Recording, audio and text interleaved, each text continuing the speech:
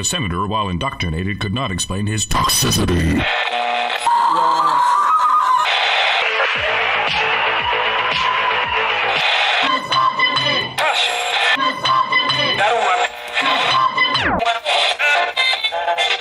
You should not listen to men's rights advocates if you want to know what they have to say.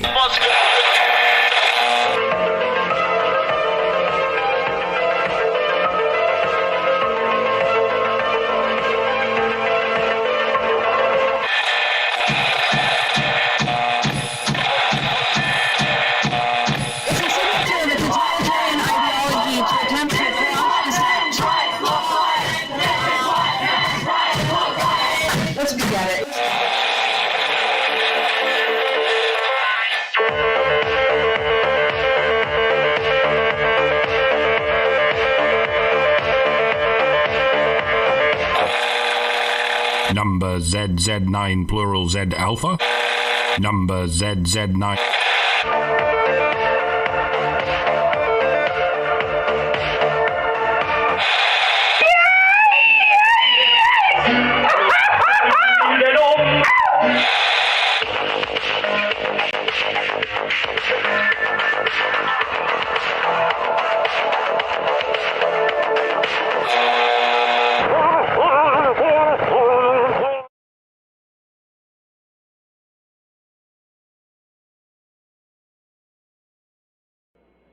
Second stage tanks now pressurized. Astronauts report it feels good.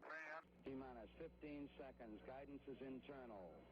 12, 11, 10, 9. Ignition sequence start. 6, 5, 4, 3, 2, 1.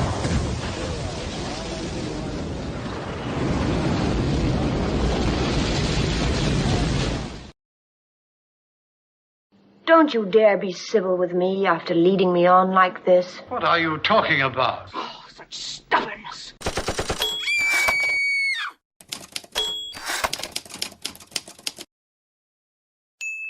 HBR Talk with Hannah Wallen. One of the most irritating ways feminists display misandry is to project their own attitudes, fears, and prejudices onto men, then demonize them for having such awful characteristics, or flat out blame them for myths women spread to each other about the ways men think of and respond to women. That's right, guys. Feminists have decided they know exactly what is on your minds, and they think you should be ashamed of yourselves.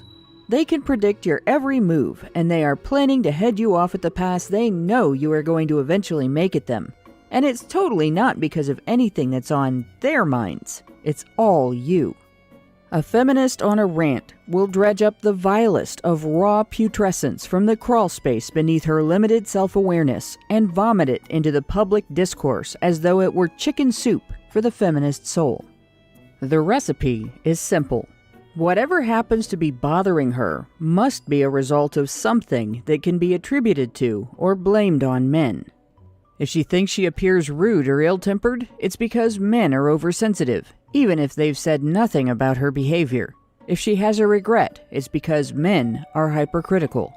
If she lacks confidence, it's because men are stingy with their compliments. If she feels boring or unattractive, it's because men's standards are unrealistic. She won't admit to being callous if she hurts a man. She'll call him a creep. Bad advice she gets from other women will become men's totally real, unreasonable expectations of women. HBR Talk has noted this phenomenon in various ways in discussing all kinds of topics. These hate mongers throw demeaning, contemptuous stereotypes at men like chimpanzees flinging their own feces at perceived enemies.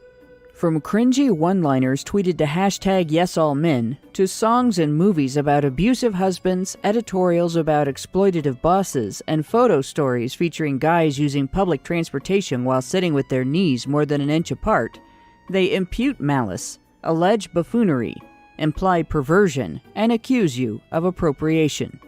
The way these women talk, you would think that the world would be a perfect place if it weren't for the insidious plague of men and masculinity. Why, they would create their own worldwide, totally loving and benevolent utopia if it weren't for you testosterone-poisoned stooges. After all, it's much easier to scapegoat a demographic as the cause of one's adverse circumstances and experiences if one has already made them an object of disdain.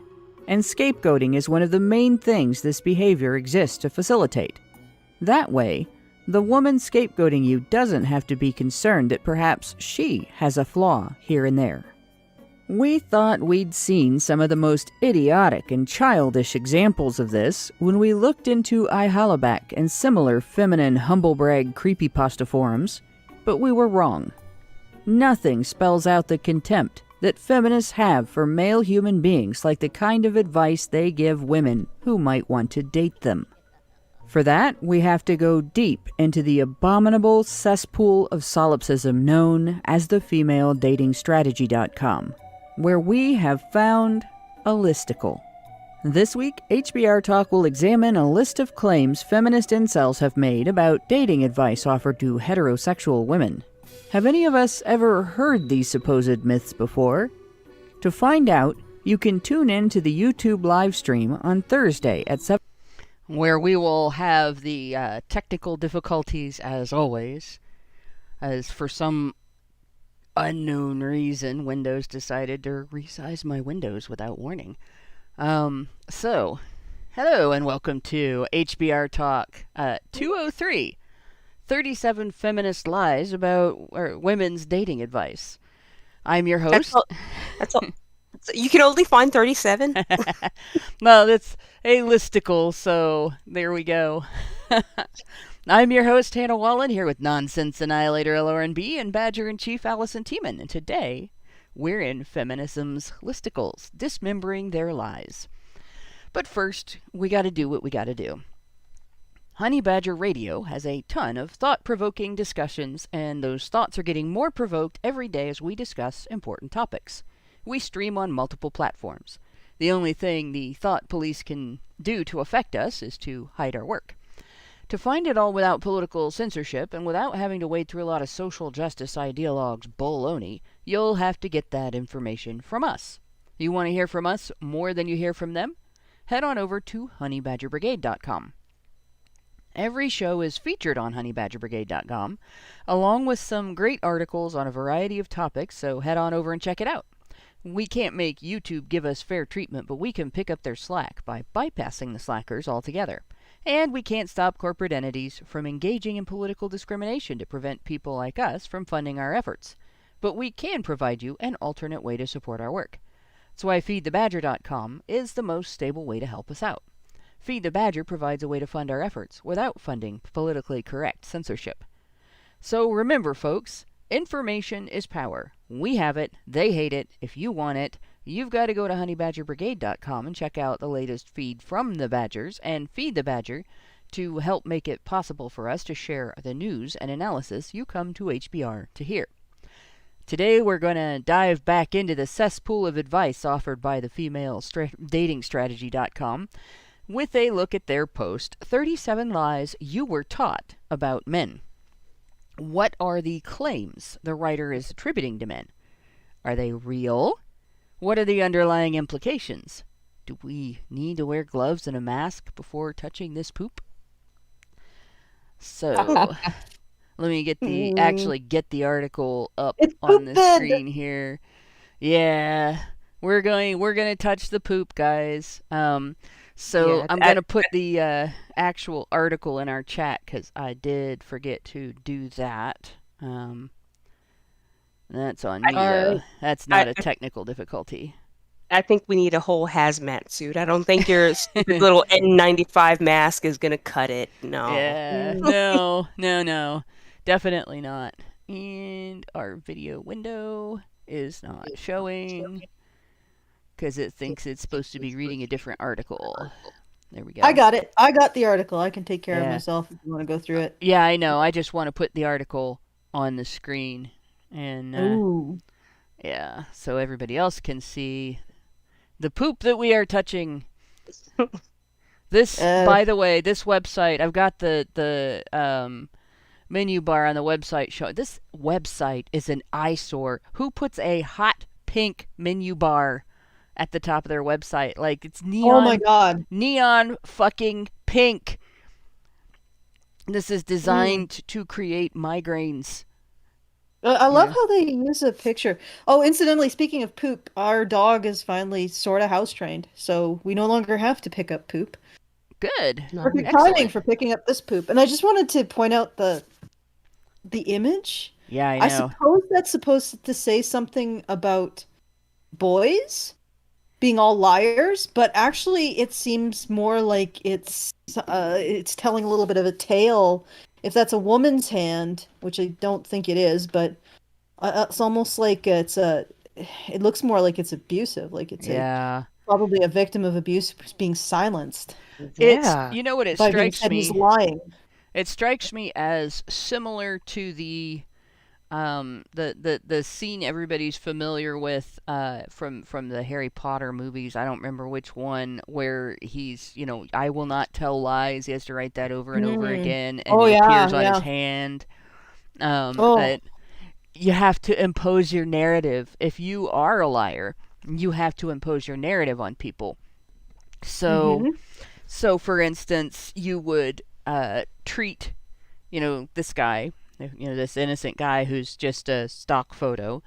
You treat him as a liar and silence him, and then impose "don't lie" on his skin so that he can't get rid of it, and basically, make it so that he's branded with it and not just given the advice. Yeah, you are a liar, don't lie. What a perfect, but unintentionally perfect representation of what they're actually doing. Yeah. And they chose it.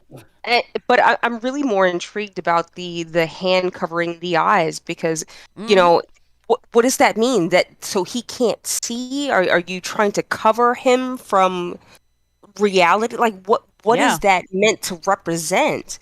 Like really. Yeah, the cross over the lips and the "you don't lie." That's pretty clear. You know what I mean? You could have had him with that on his face without the hand over his eyes. I don't understand why they're trying to hide you. Are they trying to mask him? Because once you look into a person's eyes, you can see kind of into their soul, right? That's kind of what they what they say. So are they trying to dehumanize him by not allowing you to look at him into his eyes as if he is a person? Yeah. Actually, if they are trying to dehumanize him, they're sort of failing because he feels extremely vulnerable here. Yeah. The character. Yeah, that is definitely in the realm of possibility.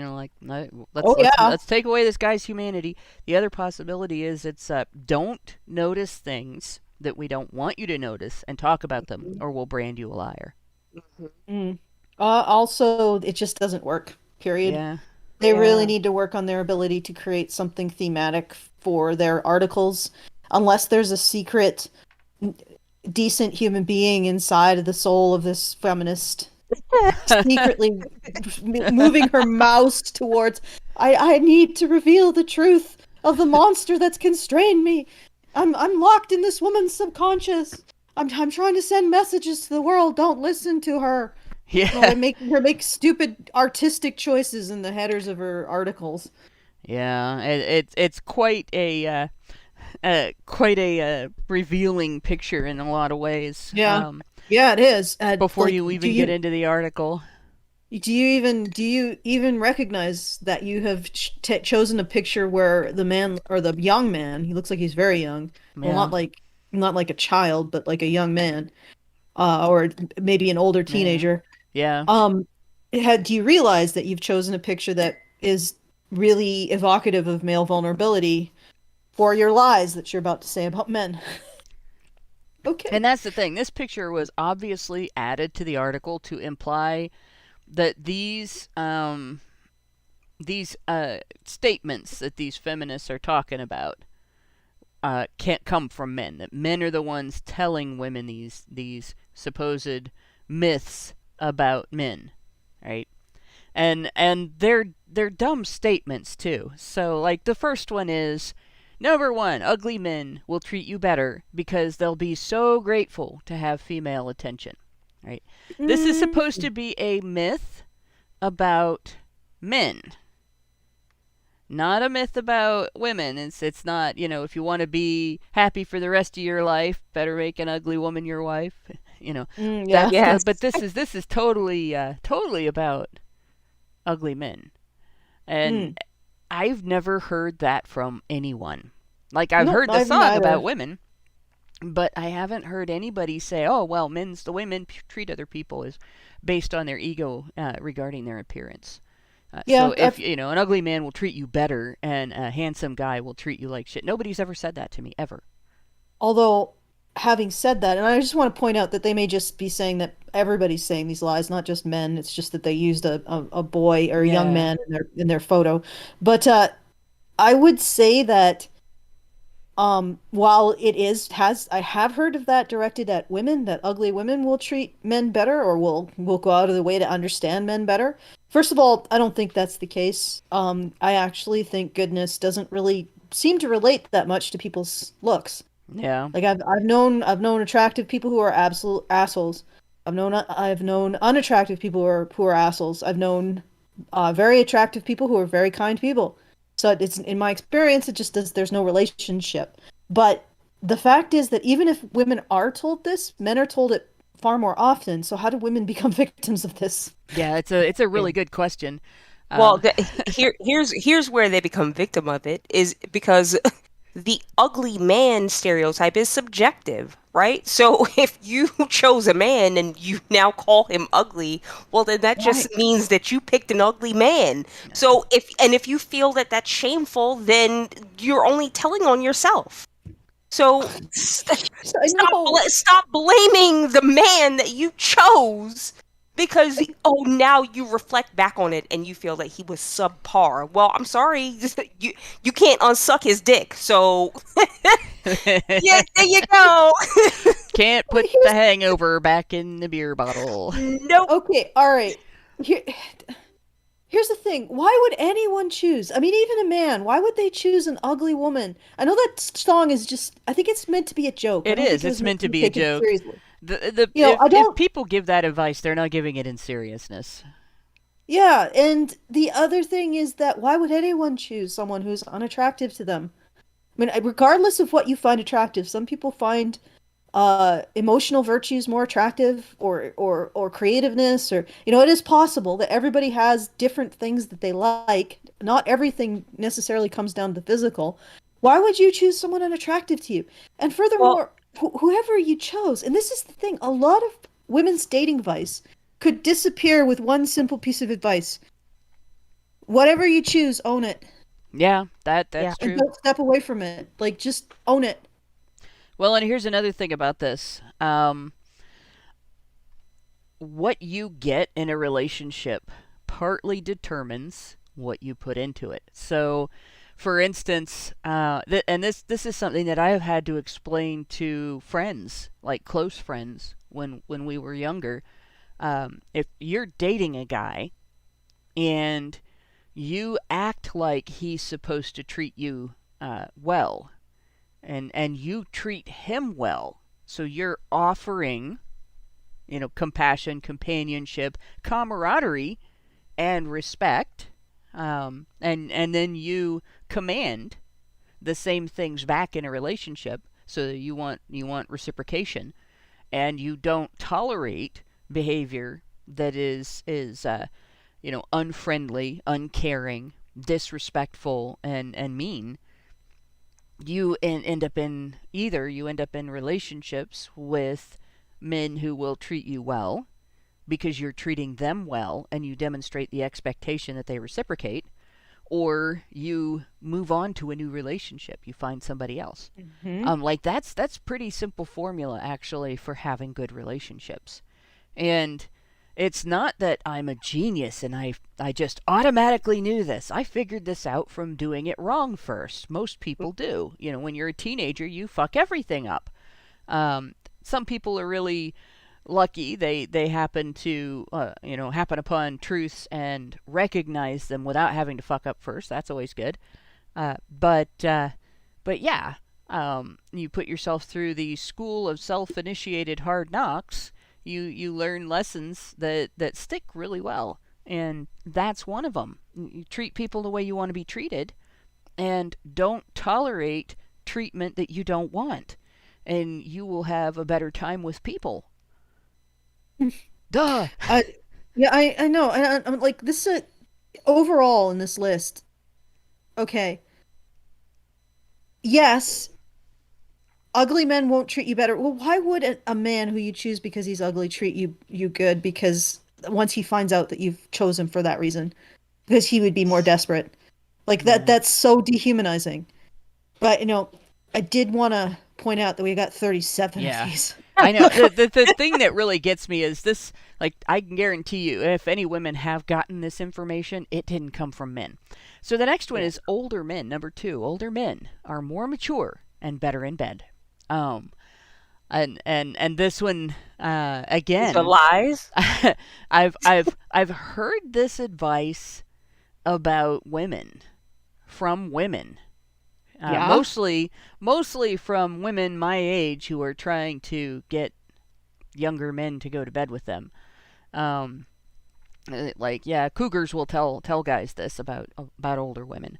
I have not, and I always dated guys, on a spectrum of like my age and several years older. Once I hit adulthood, even when I was a teenager, I dated guys that were older teenagers than me. In any case, like, nobody ever told me, well, you should do this because they're more mature and better in bed. It's another thing that it's advice I never got from anybody. And I don't know if anybody ever really has. This seems like the second one here in a row. It seems like this person is either making shit up as she goes along or has friends that give her really shitty advice. Or just repurpose the things men are said and say, well, they say them to women, so I can complain about them.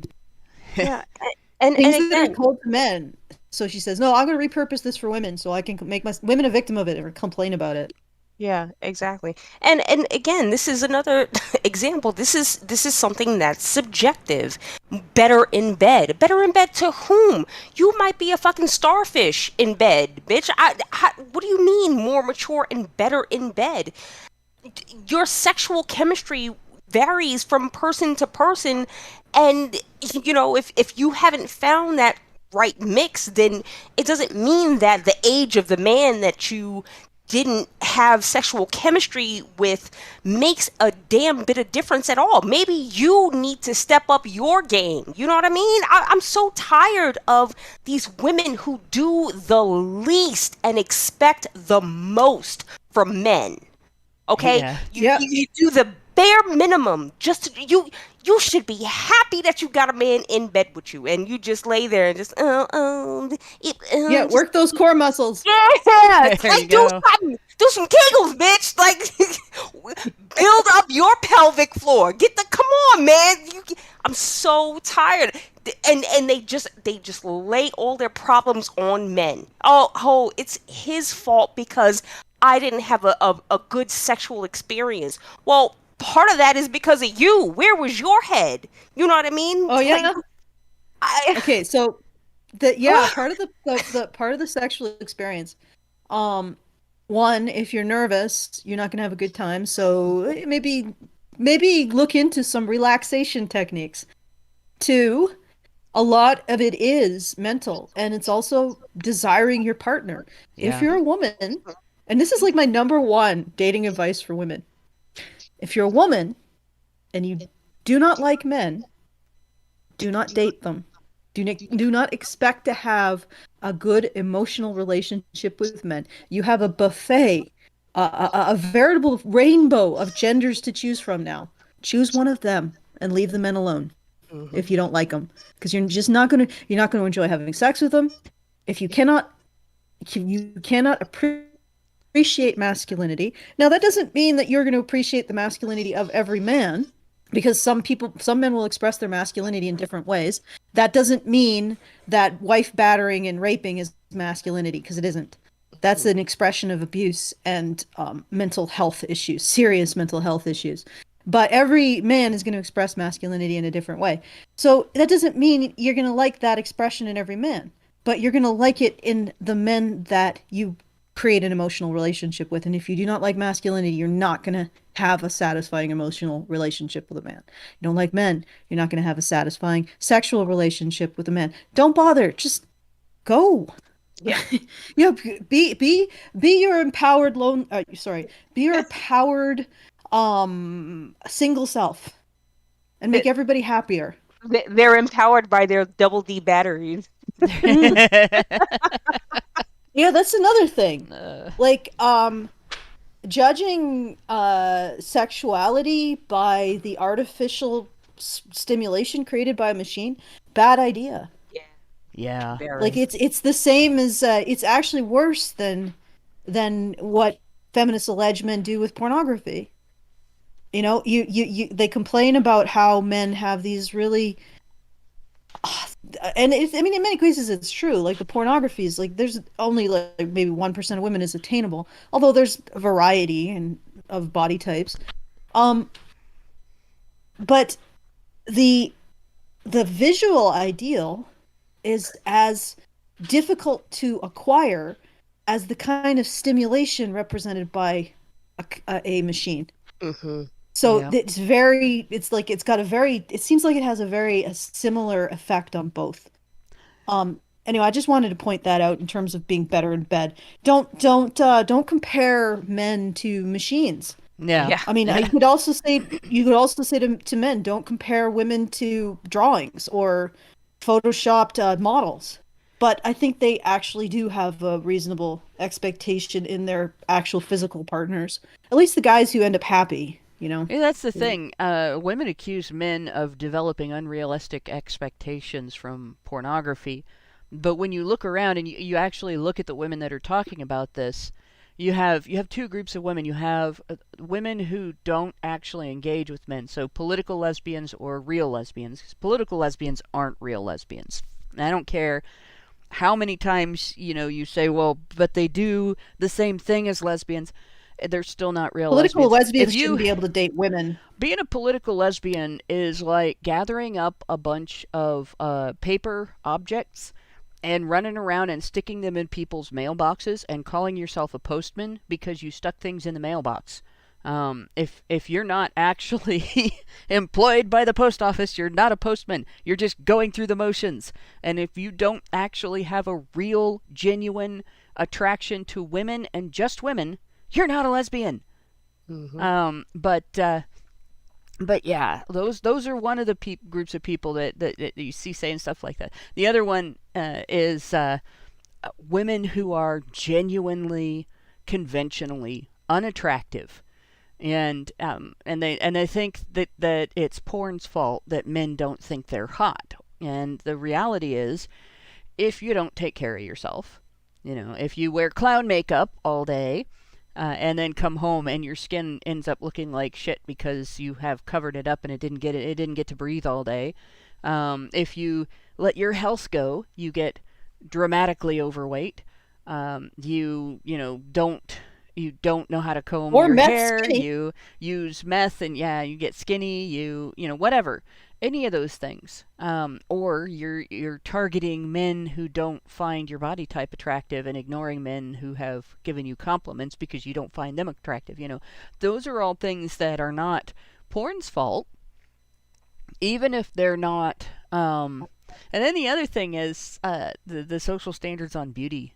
Social standards on beauty do not come from men. They come from women's magazines, women's fashion advice, women's fashion choices, and so on. But of course, they're going to blame men. And this is similar, that who would tell women that older men are more mature and better in bed? This might be an assumption that some girls make. Like it's really a crapshoot. Some people develop maturity as they age, and some people learn to pay attention to what they like and what their partners like in bed. But if you're dating somebody because of how they might be in bed before you ever go to bed with them, you're already doing it wrong. Right. That's part of your relationship, but it's certainly not the whole thing. And it goes I'm back gonna point to something out. it also goes back to what I said about the first one. You treat people the way you want to be treated. You communicate the way you want to be treated, and you expect reciprocation and don't condone behavior that isn't. So you basically just give and take in a relationship like you're supposed to, and you won't have the problem of trying to figure out who's going to be good or not good in bed. You guys develop a rapport and become good with each other in bed because you're in a relationship. Yep. I just want to point out, I think we're probably just going to get to like 15. Maybe. We'll find out. Because we're doing about like 10, taking 10 minutes per. So 37, that's going to be one hell of a sausage there. We'll see. We might do 2 episodes of this. Number 3. This is probably worth 2 episodes just because this is so ridiculous. I think so. I do bring you the gold, don't I? Number 3. If you're really a bad bitch, then men won't treat you badly. If you're attracting bums, it's your fault. So this is 2 statements, not 1. Right? If you're really a bad bitch, your men won't treat you badly. That's its own separate statement from if you're attracting bums, it's your fault. And I'm going to address the second statement first, right? If you're attracting, everybody attracts bums. Every single person that attracts people attracts bums. It's a matter of who you select to associate yourself with. Right? Not if you're attracting bums, it's your fault. It's if you can't tell the difference between a bum and somebody who's worth being around, maybe you need to reevaluate your ability to vet people for character. And if your friends are giving you this advice that's in this listicle here, and not what I just said, you might be attracting bum friends too. Especially if they're telling you should be a bitch. Okay. What I wanted to say is that if you're attracting bums, maybe you're a bum bitch. I'm sorry. I'm not going to put it on. I'm not going to give these women the benefit of the doubt that they themselves are, there's nothing wrong with them and they're perfectly fine and their personality is on point and everything is wonderful about them. It's just the people around them that they choose. No. Well, yes, but yes, but you may attract bums, but if all you are finding is that you're attracting bums, maybe you might want to find out what's wrong with your bum ass self that's attracting these bums. If you want to attract a high value man, then maybe you want to find out what the hell is wrong with your low value ass pussy before you start having something to say about the people who are finding themselves attracted to you. Because it does go both ways. You know what I mean? It's, he's attracted. Well, all right. You don't have to be attracted. You don't have to find any of these people attractive, right? You have the choice of who comes into your life and who does not. So if these people that you find unattractive, that's all that you see, then maybe you need to find a different way to present yourself to the world so that you're not attracting these bum-ass people. Okay. I'm sorry. The buck stops with you, women. I'm so fucking sorry. I hate to fucking break it to you. Yes, ladies, get a job.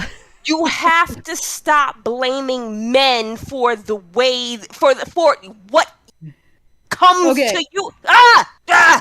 Yeah. Yes, every one of these, every single one of these could come with an addendum. Take responsibility for your life. Yes. But to get into that, if you're attracting, I like the pairing of the two. I want to mention that. I might have to wait till Hannah covers it. But if you're attracting bums, it's your fault. All right. 1, yes, Lauren is correct. You are part of who you attract into your life. So part of the way you present yourself will determine who gets into your life, but also who you choose to be in your life. Like, how is it women get to the point where, they go on a date, they go on a second date, they go on a third date, they go on the fifth date, they go on the 10th date. They're dating this guy. It's been months. And then they're like, well, how did he end up in my life? How did I get this guy? You had, like, you're the one. You're the gate. You're the person at the gate. You're the security guard at your gate, saying, "Okay, yeah, you're in. We'll do it on a date." Like, how does that disappear in their mind? Man, like, those men are in your life because you have invited them in, and if you find that you are inviting in a lot of losers who trash your house, maybe just start working on who you choose to invite in. Or alternatively, become that bad bitch loner who can be by herself so you can work on your baggage. Right. The other thing I wanted to mention is that there is something legitimate. I think Aaron Pizzi said that there's a certain amount of women who do end up with a bad guy accidentally. So that does happen, but usually they endeavor to get out of it and correct, and then they usually move on to a guy who's decent. If they're not actively looking for the thug, they're not actively looking for the guy who is aggressive because it's exciting, because he has dark triad traits and that's statistically attractive to women. If they're not actively looking for that, they will get out of the situation and move on. If you are someone who has been abused and you are attracting abusers into your life, stop getting into relationships, work on yourself, get over that. Because it is your responsibility to get over it. It's awful that you were abused, but most of us are handed some form of a cursed hand, and we all have to get over it and make the world a little bit better by making ourselves stronger people, or doing something for other people, and taking responsibility. Yeah, everybody gets something in their life that sucks, but it's up to us to deal with that thing that sucks and make sure we don't pass it on to someone else. Yep. And you have to learn your lessons from it too. Yeah, and when you do that, you'll find you're attracting other people who take responsibility for the curses they've gotten and don't want to pass it on to another. And then you will find, oh wow, the bums disappear. Right. When you stop being a bum, like the Lauren bum said. stops here. Oh shit. Yeah, this idea that and somebody said it in the chat and I've already lost the comment, but here it is, and it's a super chat. Hothead Studios said bad bitches and bums go hand in hand. That is a very good point, and that was a $5 super chat, and it was so relevant. This is part of the problem. If you think you have to be fake, you're not going to attract people that suit you. If you think you have to be fake to attract people.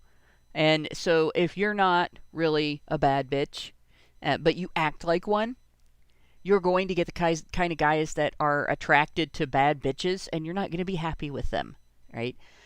Just like if you're not really a prim and proper lady, and you fake being a prim and proper lady, you're going to get guys attracted to you that expect and want a prim and proper lady, and you're not going to be happy with that either. Mm-hmm. Right? And this all comes down right back to the woman, right? Because they have such a high expectation. They value themselves at these unrealistic levels. And they don't understand why. They think that they're the honey, and they don't understand why they're attracting the shit. Well, you know what I mean? And it's just not true. They can't recognize if they're a bum because they're a woman and women can't be bums. Right. Yeah. That's what they mean by they value themselves so highly. It's like, I'm a woman, therefore I can't be a bum. Like, bad bitch. And what's real? Okay, now that we're on the second part of this, so I can speak to it. This is really funny because it's like, okay, so I've presented myself in such a way that I become a conduit to bums into my life, and this is what people told me to get rid of bums in my life. Obviously it's not my fault that bums are in my life.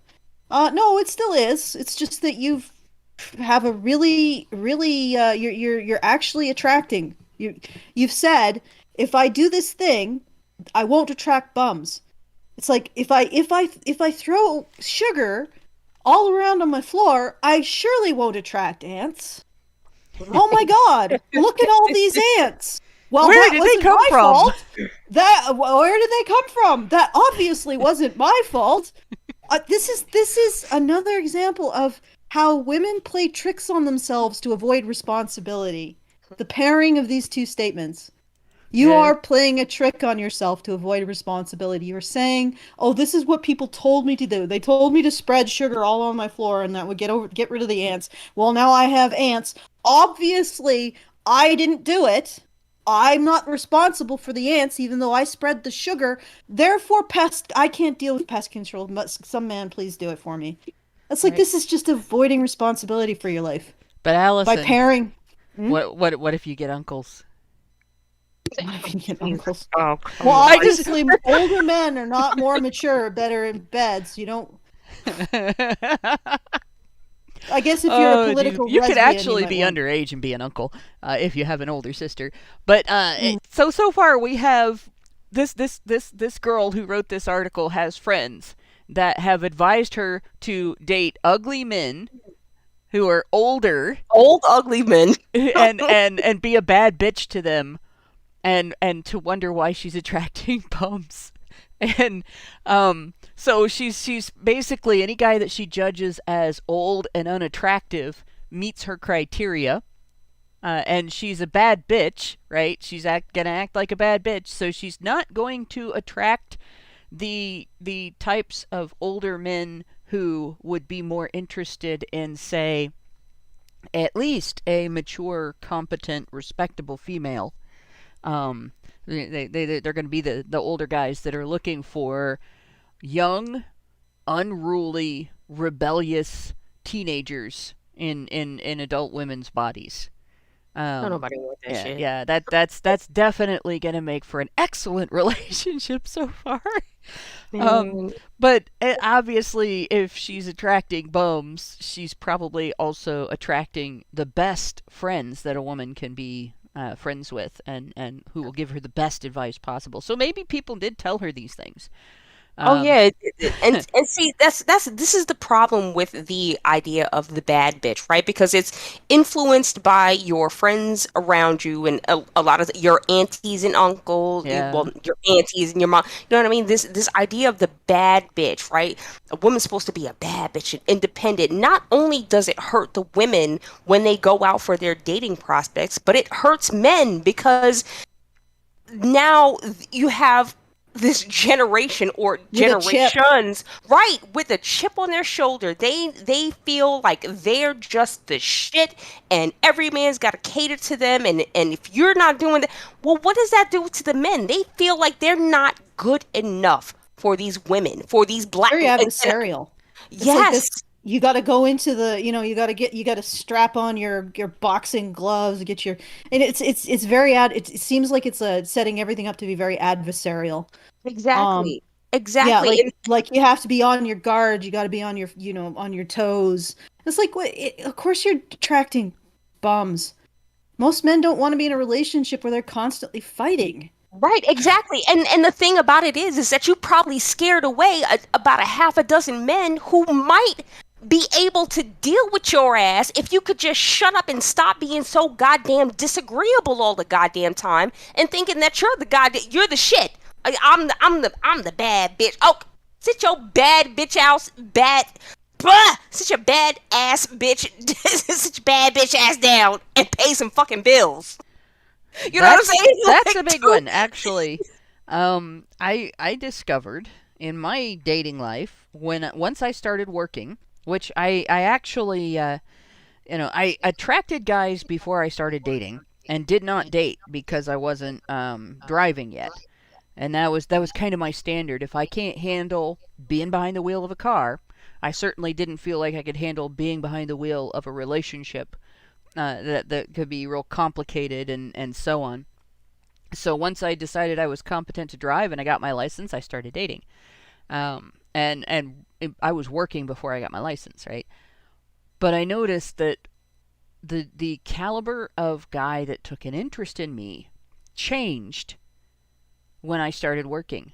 And part of it was because my personality changed. I developed a higher level of decision-making, personal accountability in terms of what I was, you become a budgeter when you have a budget, right?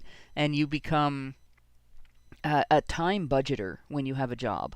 And you become, you prioritize your work. So you turn down doing things that you don't have like the schedule for. I can't do that. I have to be here at this time to do this thing that I'm getting paid to do. And in particular, the type of job I had, like, I could not say, well, I'm only going to be available during certain hours, and therefore I can't do this type of photography, aside from the fact that I had to go to school. And that basically, that changed a lot of things in the way I did things. And I think that people notice when you start to demonstrate judgment of time priority, and is this thing worth doing, and no, I can't go do this thing right after school with you because I'm going to be photographing a golf match, things like that. You become less flexible, but you also become more focused and targeted in what you're doing. You're more deliberate in what you're doing, and you're less frivolous in what you're doing. And so the guys that are more mature, even if they're not the guys that are older than you, take more notice of what you're doing and who you are and how you appear and how you behave, and they're the ones that are going to take an interest. And the guys that just want to party or hang around, they take notice as well. They're more likely to sort of dismiss, like, I don't want to hang out with that girl, she's going to be too busy, she's not going to do the things I want to do, I'm going to go for somebody else.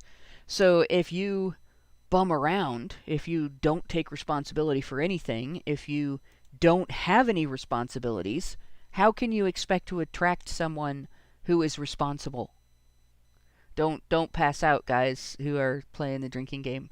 But you see what I mean, right? When and that's I have to wonder sometimes. And this we'll go back to my dad, and I'll try to make this story short. My dad could have played Superman when he was young in the way that he looked. He had a very Clark Kent kind of look, and he was, a lot of gals took an interest in my dad. He never had problems getting dates ever, and that was something like my mom was a woman that he picked because she was different from all of the other women. She had a focus. She already knew what kind of person she wanted to be, and she was building a scaffolding to, building a foundation to make that person happen as an adult. And there were girls that he liked in high school that he dated and then stopped dating because they didn't have any kind of purpose. They weren't purpose-driven in any way. And that's kind of, I learned to be purpose-driven from stories about my parents dating. And I think that made a big difference in who I ended up with as well. I ended up with a guy that is attracted to purpose-driven women. And so if this woman that's writing this article isn't purpose-driven other than I want to get a man, she's going to be very disappointed in what she ends up with in terms of a partner. And that's basically it. Number 4, you should always pay your own way on dates because he'll be impressed. You're an independent woman who don't need no man, and it's the only way to establish an equal relationship and gain a man's respect. Like, how much more resentment can we pack into that? Really? Holy fucking shit. And Why don't you just do that because that's the fair thing to do? Yeah. Until you actually know. I don't understand any of that aspect of dating. It's so adversarial. Like, oh, I'm going to hoover some money out of his wallet. What does it matter? Like, really? This is a really simple formula, okay? If you ask someone out, you assume you're going to pay for the date, okay? And if they ask you out, you assume that there's a chance you might end up paying for the date. So you bring enough money to pay for the date, but just in case. But you don't complain if they pay for the date, right? That way you're covered no matter what, and that should impress a partner.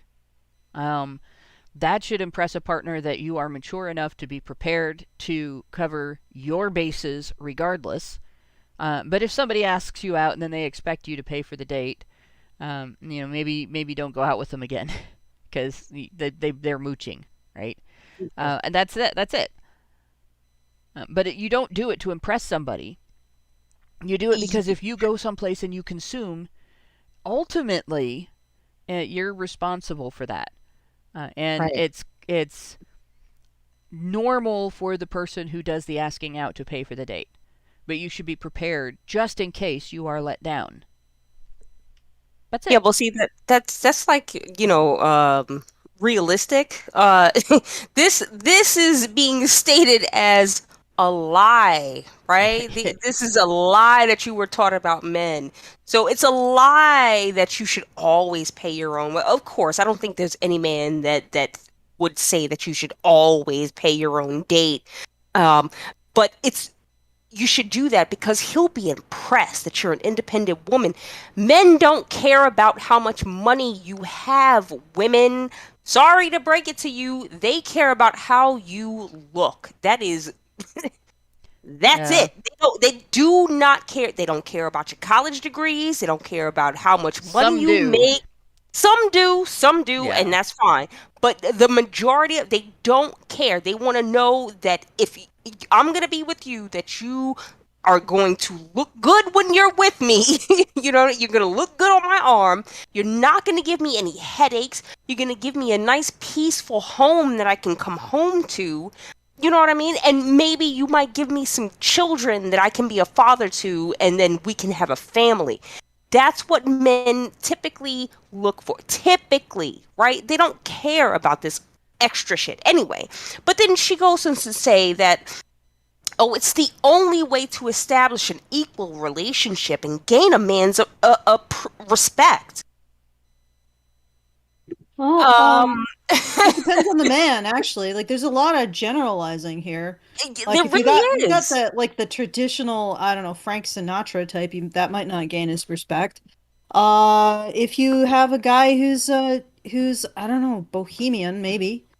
But here's the thing. Well, how are you, rather than talking about who pays for the bill, how are you repaying him? And I don't mean in terms of sex.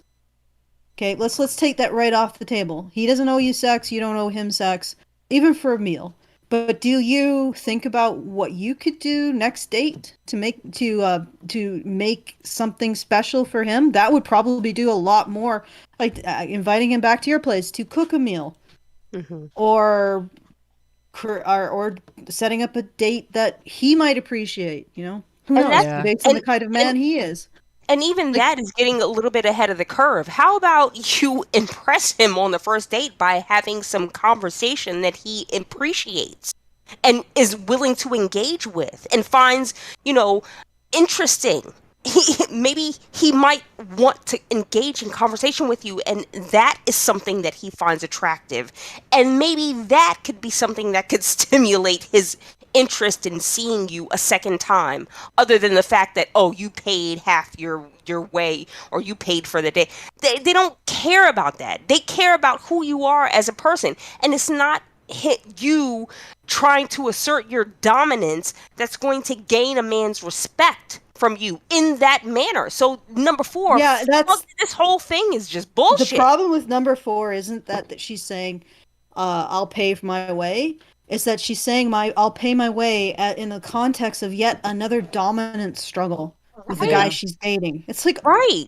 all right, no, relationships aren't dominant struggles, and I say that even if, although me and my husband sort of struggle sometimes over things because we have very different opinions sometimes, but relationships in general are not dominant struggles. Like, No. we don't struggle over caring about each other. Right. You know, I just the way this should be phrased is, again, this should be number 2. Don't date men if you think that it's going to be a continuous dominance struggle. Mhm. Like, Yeah. that is the wrong way to go about it. The continuous struggle for dominance. That doesn't mean that if you're like sort of a person with a very strong personality, you won't end up in conflicts with your partner.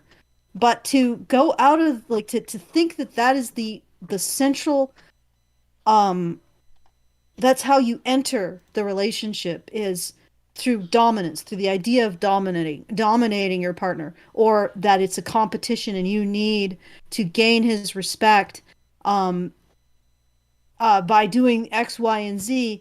Well, why the hell are you dating? It sounds so painful. Yeah. It certainly doesn't Like, sound like it's for companionship. or for fun. Like, what are or you for dating love. for?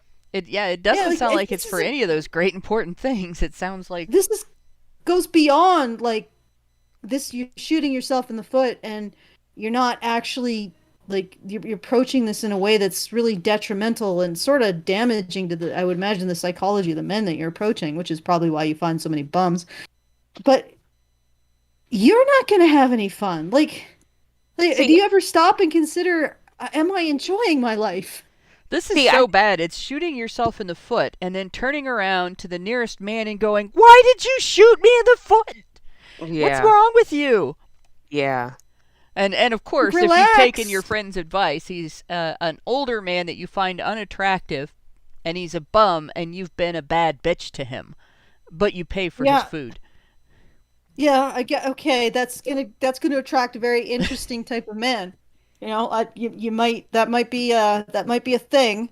But, like, really, social interactions, I don't know. We should kill this alpha beta stuff, because we've actually found, with wolves, that not everything is a dominance interaction with wolves.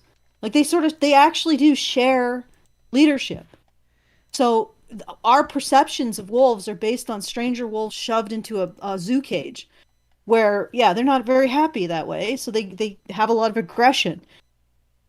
Yeah. Relationships, if you're going to approach relationships like you have to establish dominance constantly, that's actually an aspect of social anxiety.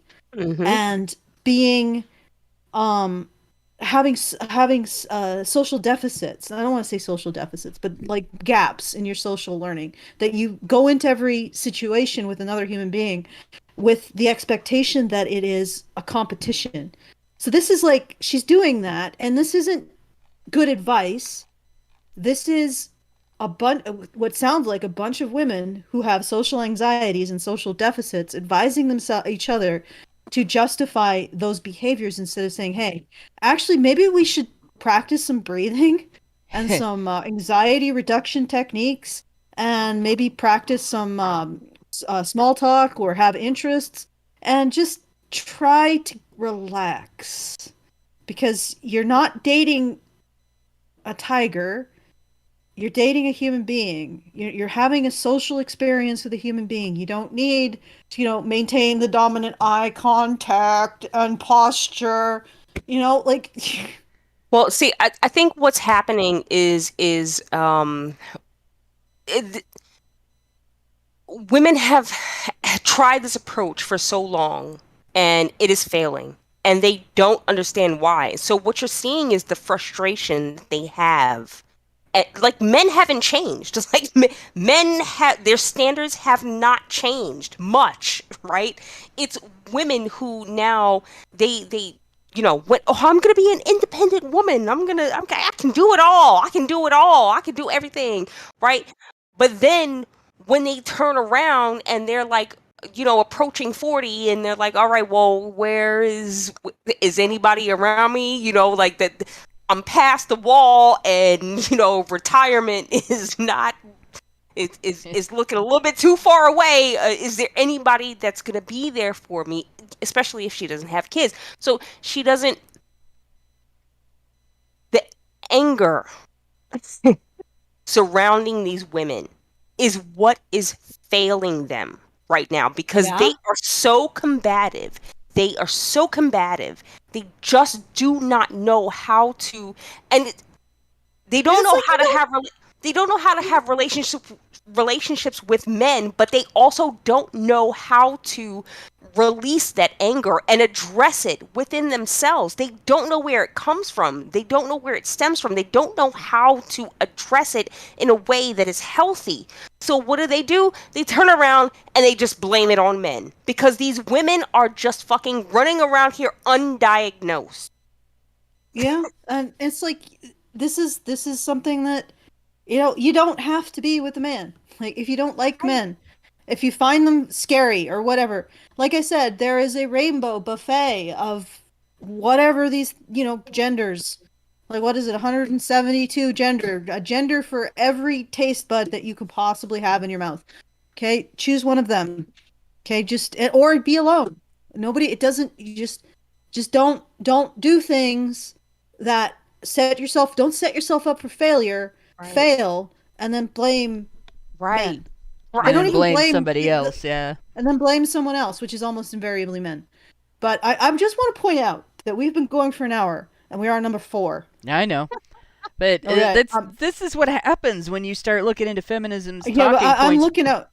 I know. I'm looking out for the time hounds because they have to go through this, and feminists have this habit of begging the question. They'll shove all kinds of nasty assumptions about men into every single statement. So, and then when you start to unpack it, you realize that it's actually what they're doing is telling you about their own issues, and it's their personality issues, their daddy issues, their lack of ability to pick friends who will give them decent advice and stuff like that. So there we go. But we are moving on from this one because I think we've said everything we really need to say about it. Number 5. Bringing up the fact that you're looking for a committed relationship early will scare him away, so it's better to play it cool. So again, this one is really, really loaded. All right. And I'm going to talk about my dad again. When I first started dating, one of the most salient bits of advice my dad gave me is always date with the idea that this person that you're dating might be the person that you bond with, that you fall in love with, and you decide to marry. Don't date somebody you don't want to spend the rest of your life with. And it was a really good bit of information because 2 things happen with women. One of them is we fall in love when we shouldn't, and we end up attracted when we shouldn't. And the other one is women are careless with their fertility. Really careless. We have a huge unwed pregnancy problem, right? And this isn't me judging other women. I did this. I got pregnant before I got married. I was lucky, and then it was partly because I had that advice from my dad. I wasn't screwing around with a bunch of guys that I wasn't dating with the idea that they might be the guy that I was going to marry. So when I got pregnant outside of marriage, I lucked into getting pregnant on the way to marriage, and it wasn't a big surprise like, oh no, we're pregnant, we got to get married. No, it was, we conceived a child while we were planning to get married. And there's a big difference in how that feels. I think it would have been very terrifying to sleep with a guy that then realize, he wasn't the guy, and then realize I was pregnant, right? But that's the idea that you should play it cool might actually scare away guys that are more suited to a committed relationship and more interested in a committed relationship. At the other end of it, if you look like you're ready to pounce and grab the nearest engagement ring, shove it on your finger, and say, "You're mine, I just claimed you," then yeah, you're going to scare them away because you're a psycho. Yeah, and it's again this whole manipulation tactic that women use is just ridiculous. Look, I understand the idea that, if you meet a guy on the first, second, or third date and, you tell him whatever, oh, I would really love to get married. I really want to, have kids and whatever. It would scare some men away. But again, yes, it's better to be clear about your intentions from the beginning so that, you have a better chance of having an actual connection with the person, instead of just trying to lead them on, making them think that, oh, no, I'm just a cool girl. I'm just here to, have a hookup, when your real intentions are, or what you really want inside is to have a family, and I think a lot of women just sell themselves short because it's this hookup culture that they've been sold into, right? Like it's so fun to just hook up and, oh, I'm just gonna, I'm just gonna do whatever with whomever and whatever, and it's just gonna be fine. And if it doesn't work, then hey, there's Plan B. It I just think that women are setting themselves up for failure, and Yep, and then blaming men for it. Yep. yeah. They're spreading sugar and then saying, "Why have I attracted so many ants? Right. It can't be my fault." Ugh. Because that's how you get ants. It is. Yeah, is this how? Do you, you want want ants? ants? Simon? Do you want ants? 'Cause this is how you get ants. Oh shit. But yeah, you don't go to your first date and be like, yeah, when we get married. But you also don't go to your first date with, if you're dating in seriousness, don't act like a ditz that's just hooking up with whoever, because you're going to end up with a ditz who's just hooking up with whoever. If you pretend that's what you are, be yourself. Yeah, and no. try to make sure yourself is not a psycho. Look, if you have family intentions on your first date, maybe talk about your family values. Talk about your family, how you were raised. You know what I mean? Maybe see if you have some kind of common ground with this man in that sense. Maybe he would have some kind of, feeling that, oh, yeah, maybe this woman is kind of family oriented, and either that'll scare him away, or maybe it might make him say, hey, this is not just a hitter quitter. You know what I mean? Yep. So, but I don't know. I think women they've been banging their heads against the wall for so long, doing the same wrong things, expecting a different result, and it's not working, and we all know what that means. It's fucking insanity. Speaking Ladies. of banging, Ah! number 6. A man should be able to expect sex after the third date. Like, what kind of arbitrary fucking standard is that? Like, I gotta finish this with said no one ever. 3.15 fifth date. Like, what if it's like 5 minutes into the fourth date? Is that when you expect? Like, what? No, I know some women that'll jump on his dick 5 seconds into the first date, but okay. And now our audience is like, you have those women's number. Yeah, I know. I'm gonna say this. This is what this really is women don't have to think of themselves as a slut if they have sex after the third date. Yes. Yeah. And I could tell you, well, actually, dating was almost irrelevant to what me and my husband did, but I just it wasn't even the second date, I think, but it was like 2 weeks after, and I just stuck with him. So I don't think I'm a slut because he's like the only guy I've ever had sex with. So I assume that takes me out of the slut character. Yeah, that kind of takes you out of the slut character. You just knew really fast. I did have sex before I did have sex before the third date. So yeah. There you go. Well, see, that's there, the thing. I'm a slut. If you for advice for any women listening, all right? If you have a standard regarding your sexual interests and your sexual availability, like I'm waiting for marriage, or I think there should be this many dates before we even consider sex, or I'm not sure about this guy yet. So, like maybe wait until you've developed a level of trust, or you have some kind of standard like that. Like my standard for that was always a committed relationship with trust and love, and that's sex will be part of that, but not like, oh, this many dates and we jump into bed, or anything like that. It's not a really good standard to have this many dates and we jump into bed, in my opinion, because you put yourself at risk for bonding emotionally and psychologically with someone who might actually be very badly suited to you. And so this anybody tells you there's a number of dates or any other magic bullet that like every single person you go out with, once they reach that magic bullet, you should go in and start having sex with them. They're full of shit. And anybody who tells you that men all have the same standard and women should abide by that standard is also full of shit.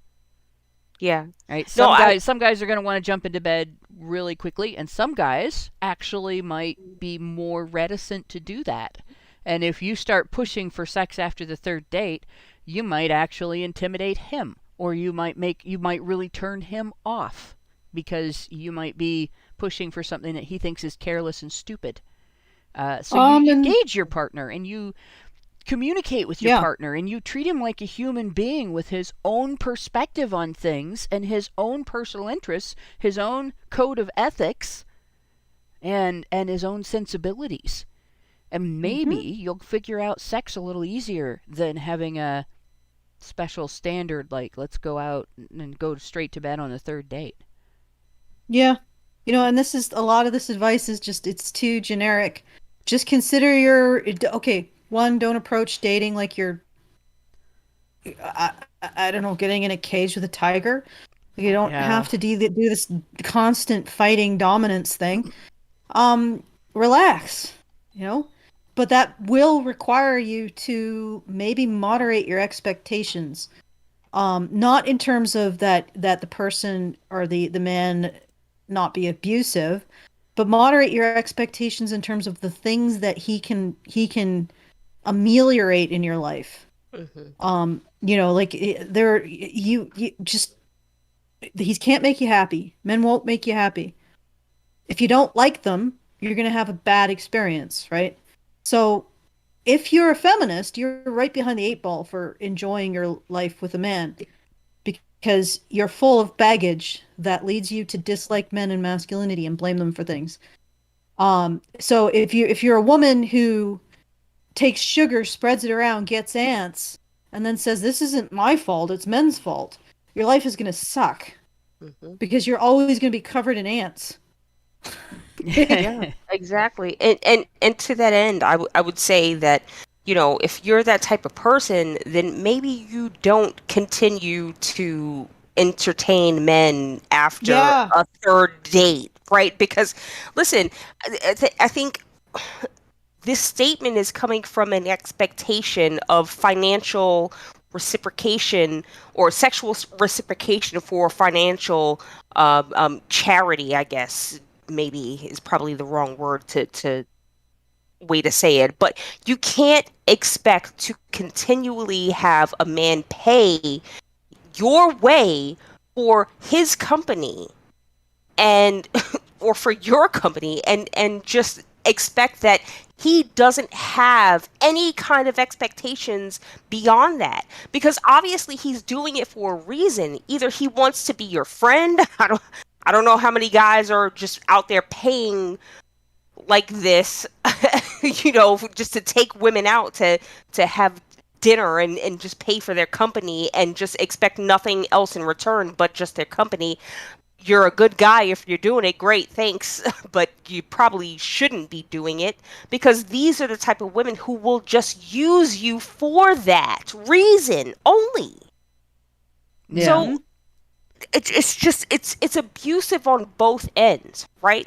Because listen, if you're not willing to pay into the time that you're spending with this man, and then look, You know, as a woman, if you're attracted to a man, you know on the first date whether or not you're willing to sleep with him. Okay, I'm sorry. Maybe it will take 2 days. Maybe it might take 3. Okay, but after that point, you have to make a decision because this man is spending his time and his money on you, and you are giving him nothing else in return.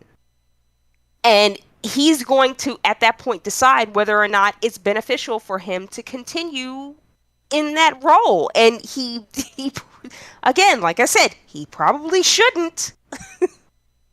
Yeah. But it's not fair for you to just go and abuse this man and take him for the ride, making him think that there maybe might be something else there when there's really not, and you already know that. Yeah. It's not fair. Yeah, just if you don't know after the first date or whatever, just cut it off. Yeah. Like, and it's not that you can necessarily expect sex after the third date, but maybe when you realize that the relationship isn't going to happen, and if it's a sexual relationship, that means you realize you don't want to have sex with this guy, then cut it off. Mm-hmm. Let him go. Let him not waste your time and his. Right. This is part of the damage done by hookup culture, honestly. Yes. It used to be pretty normal. It used to be the standard that you do date with the idea that you're looking for a committed relationship, maybe not in 5 minutes, but dating is an audition for a committed relationship and an evaluation of the other person for a committed relationship, right? And it's not an audition like a stage audition. It's an audition like you guys are trying to figure each other out and yourselves out, and whether or not this is going to become something special between the two of you. And if it doesn't, then you move on amicably, hopefully, to find other people to try to form a permanent relationship with. And that's pretty simple. It's not a bar fight. It's not rocket science. It's just dating. And honestly, hookup culture, people thought it would oversimplify dating, and it's actually overcomplicated it. It's really stupid. If you from what I've seen, if you actually want a relationship, don't engage in hookup culture at all. Yeah. No. I mean, just don't even bother. Not even once. I like the idea, and this is another one. There are a lot of guys that have been taught by hookup culture that they should trust a woman enough to expect any kind of sexual activity to just be, right there on the table, and to engage in anything that she's willing to do. And just to be really blunt and crude and obnoxious, if you haven't built trust with somebody, not just their trust in you, but your trust in them, if you really don't know if you can trust this person, don't put your dick between her teeth. Ooh. Yeah. Can we go to number 7? Because we're like... real good. Number 7, women of his own race are too demanding and feminist and masculine, and that's why he has to date outside of his race. Okay. I have what the ever fucking fuck?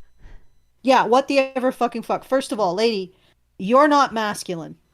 100%. Your stereotype of what masculinity and men are is offensive and wrong.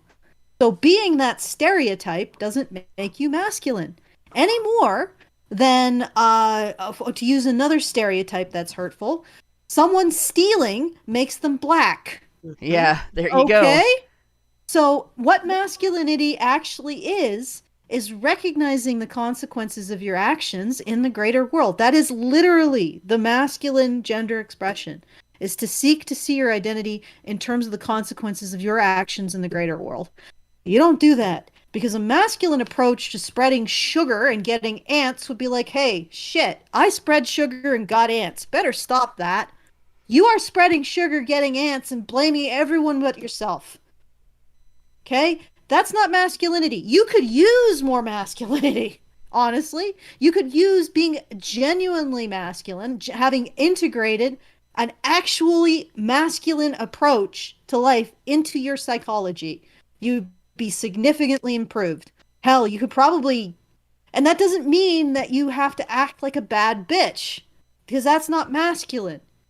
Because would a bad bitch pay for the meal? Would a bad bitch go out of her way to make sure her date has a good time? Would a bad bitch take responsibility for herself sexually? Would a bad bitch be punctual and concerned for her partner's time? Like, no. A bad bitch is somebody who treats everybody like she has a chip on her shoulder in every interaction, even her interactions with her friends. Let's be honest. Like, a lot of the way these women treat men is also how they treat their friends. Every interaction, like some kind of freaking competition. So she's constantly on guard in an aggressive mode. That's not masculinity. Most men are pretty damn, calm and cool about things. They don't have a heightened aggression response. That's actually feminine, if you can believe it. That comes out of estrogen. So it's like feminists take the worst aspects of having an estrogen-based hormonal system and then call that masculinity. And it's like, no. Once again, you are projecting what you don't like about yourself, or maybe you do, but isn't really masculine, onto men. This article is clearly based on bad advice women have gotten from other women. And honestly, from feminists. If you are getting your advice from somebody who talks to you like this and says these things to you, stop hanging out with 12-year-old girls. Mm-hmm. Yeah, Allison, something that you said in your last statement reminded me of a character on a show that I've been watching, and she's just this very, uppity, well-to-do woman, and somebody asked her, "Oh, how do you deal with people?" And she goes, "I don't deal with people. People deal with me." That's the entire attitude. That's what I'm getting. Imagine bragging about that. Holy shit. Yes. Yeah. People deal with me. Yeah. Oh my God. Just imagine the entitlement. And that's all that I'm reading off of whoever wrote this. Yeah, it seems to be this is like her list of things she wants to get away with. Yeah. And I will say, in terms of the statement on number 7, women of his own race are too demanding, and that's why he has to date outside of his race. This seems to me to be advice or whatever given by a racist, somebody who is who thinks that people shouldn't date outside their own race, and that if they do, it's because they have to, and not because they're able to be attracted to people regardless of their race. That's so. Again, if you're getting this kind of advice from your friends, stop hanging out with 12-year-olds, because most people are mature enough to figure out that your attraction to people isn't and shouldn't be all 100% based on immutable physical characteristics.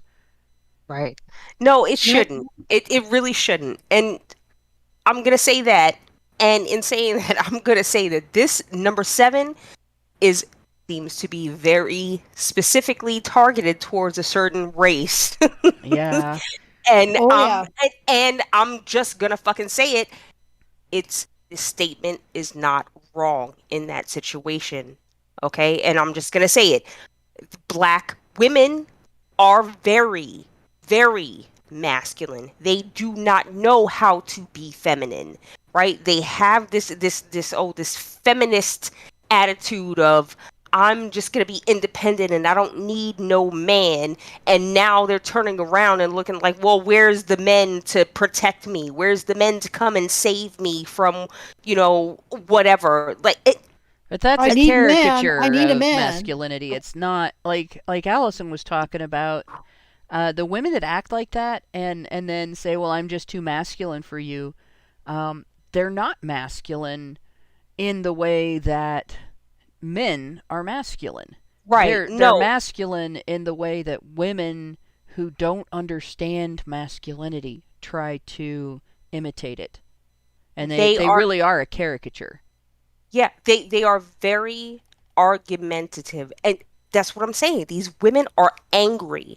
They don't even understand why they're angry. And I know, we all know what it is. They're angry is because they've had to defend themselves. They have grown up in a situation where their mothers have told them that their fathers or men in general are just no good, right? And now they're trying to navigate a world where they probably already have a couple of children in tow, but they still want to try to find some kind of sense of stability with a man within a relationship.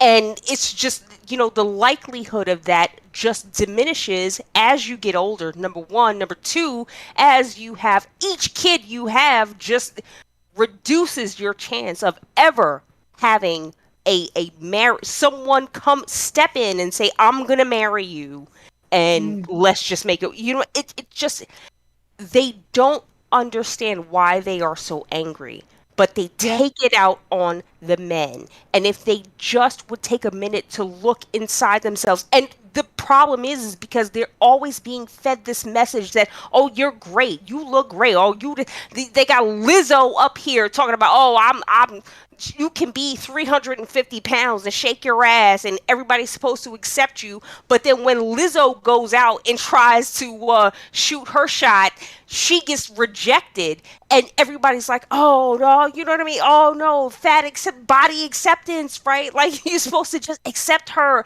Well, I'm sorry, ladies, it doesn't matter it doesn't matter how much money you make. You can be Lizzo, you can be Cardi B, whatever. You can make whatever kind of money, but if you are just unattractive to men, that is it.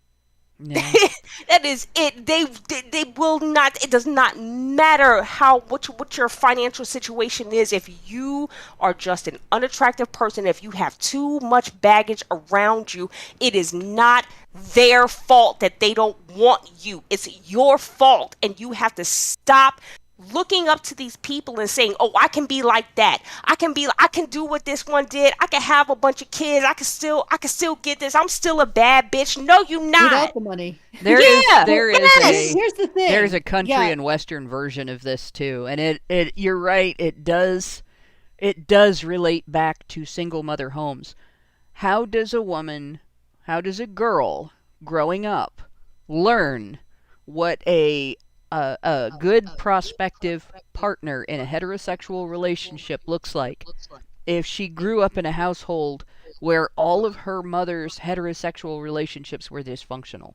Right. What does she learn about men? What does she learn to look for? What does she learn to relate to? How does she learn to behave? How does she learn to be feminine? How does she learn to actually communicate back and forth and so on? So, yeah, she is going to end up having these dysfunctional relationships. She's going to posture. She's going to think masculinity looks the way that her mother shows her it looks, by picking men who are immature and, men that she would call bums, that don't stick around, that aren't interested in her permanently, or that she is off-putting to because she's not mature. And of course she's going to see men as being wimps who can't stand by a woman of their own race because women are too demanding and feminist and masculine, and not consider the possibility that there are other cultures besides the ones that she lives in, right? And that happens in, I'll bet you can go to every racial demographic, every ethnic background, every culture, and find women who think like this for the same reason. Okay, I have 2 points to make, and then I think we need to move on to the next one. One, if you are physically unattractive and emotionally unattractive and you make money, you are going to attract bums. Because what are they attracted to? Your money. Once again, you spread sugar, don't complain, you get ants. Okay, 2, this is going to be like my third bit of advice. I know I said 2, but it's my second point on this item. This is my third bit of dating advice for women. If you need a man, be prepared to admit that. To be able to say, I need you. And if you are unable to say that, then either get to the point emotionally where you can express gratitude towards a man, or get to the point emotionally where you don't need one. Choose, or once again, choose another item from the buffet of genders. Yep. So moving on to number 8. It doesn't matter when you have sex with a man. If he likes you, he'll treat you the same. And this one is incredibly loaded. It's loaded with the assumption that sex makes men lose respect for women. Right. Right? So what's really going on there is frivolity, irresponsibility, and lack of accountability, distrust, not having respect for oneself. Like, those things do cost you other people's respect, especially if those people are mature, if they are purpose driven, and part of their purpose that they are driven for is finding a partner, and to be in a long-term committed relationship that will build a family and a home and so on together, right? And so if you demonstrate that you don't need to build trust, that you don't have a standard, that you don't have to feel cared about and wanted and loved before you just start jumping into bed with guys, and you are looking for guys who want to support you and be there for you and be in a committed relationship with you, and so you're demonstrating this to those guys, they might lose respect for you if you jump into bed with them right away, especially if you do it without any apparent interest in whether they actually care about you. Like, duh. That doesn't necessarily mean that sex makes a man lose respect for a woman. But women who don't have respect for themselves have a very difficult time understanding that. So, frankly, I think this advice, again, which probably comes from a 12-year-old girl, it sounds like something that, or a girl that's never matured past the age of 12, is really projection. If you don't respect yourself, and then you presume yourself disrespected by the guy, you are projecting your problems and your attitude and your insecurities onto him. And he may not even be treating you differently at all. And so this idea that it's a lie, that it doesn't matter when you have sex with a man, if he likes you, he will treat you the same. If you guys have a good relationship, sex isn't going to be the determining factor in whether or not he treats you with love and companionship and respect. It's going to maybe enhance that, or be part of that, but it's not going to detract from it. Right. And has more to do with how you treat yourself after you have sex with that man.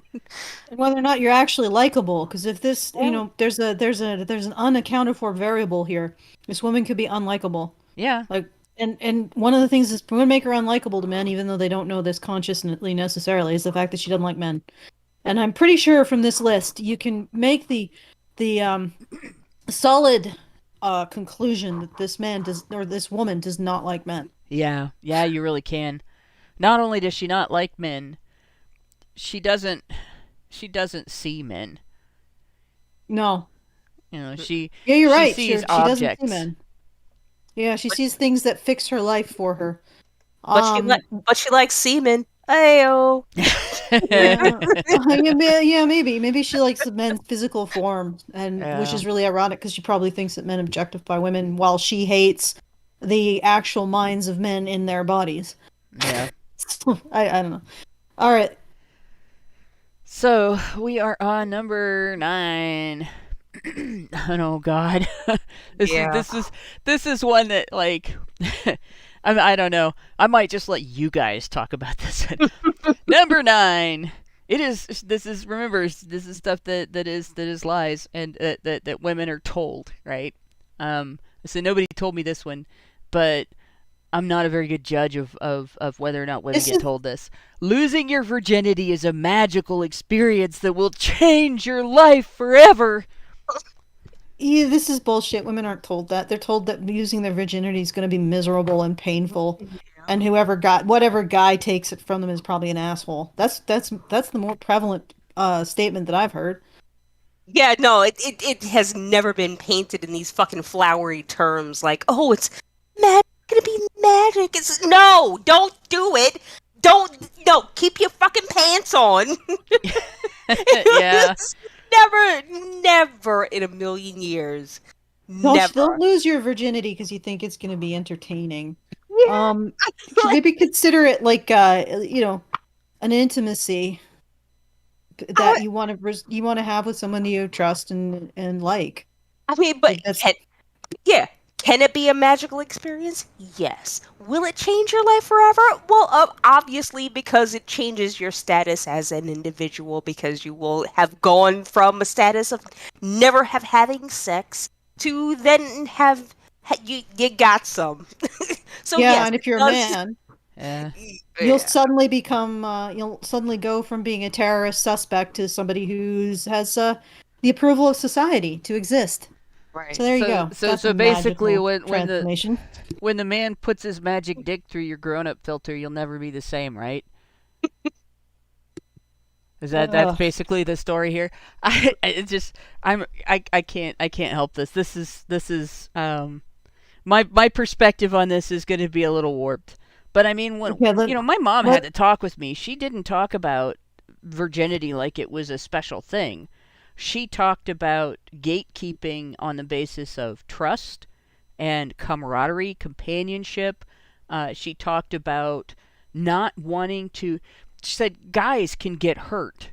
This is something that I don't think most girls' mothers tell them this, but I was told that guys can get hurt by a woman who sleeps with them and then doesn't want anything to do with them. I later. definitely never Right? got that messaging. Never. But that's a good message, and it's true. My mother raised a son. She loved him. She cared about him. She had a husband. She loved him. She cared about him. She had 2 brothers. She loved them. She cared about them. She took care of the men in her life. And she had brothers. She had, brothers dating girls in school and who had their hearts broken by girls who dated them and got them very interested.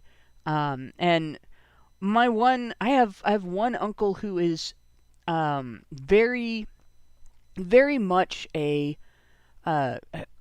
all heart, like a walking heart, with like the characteristics of the rest of the human being just kind of attached, but he's heart first, and I can't imagine what it must have been like to watch his first breakup as his little sister.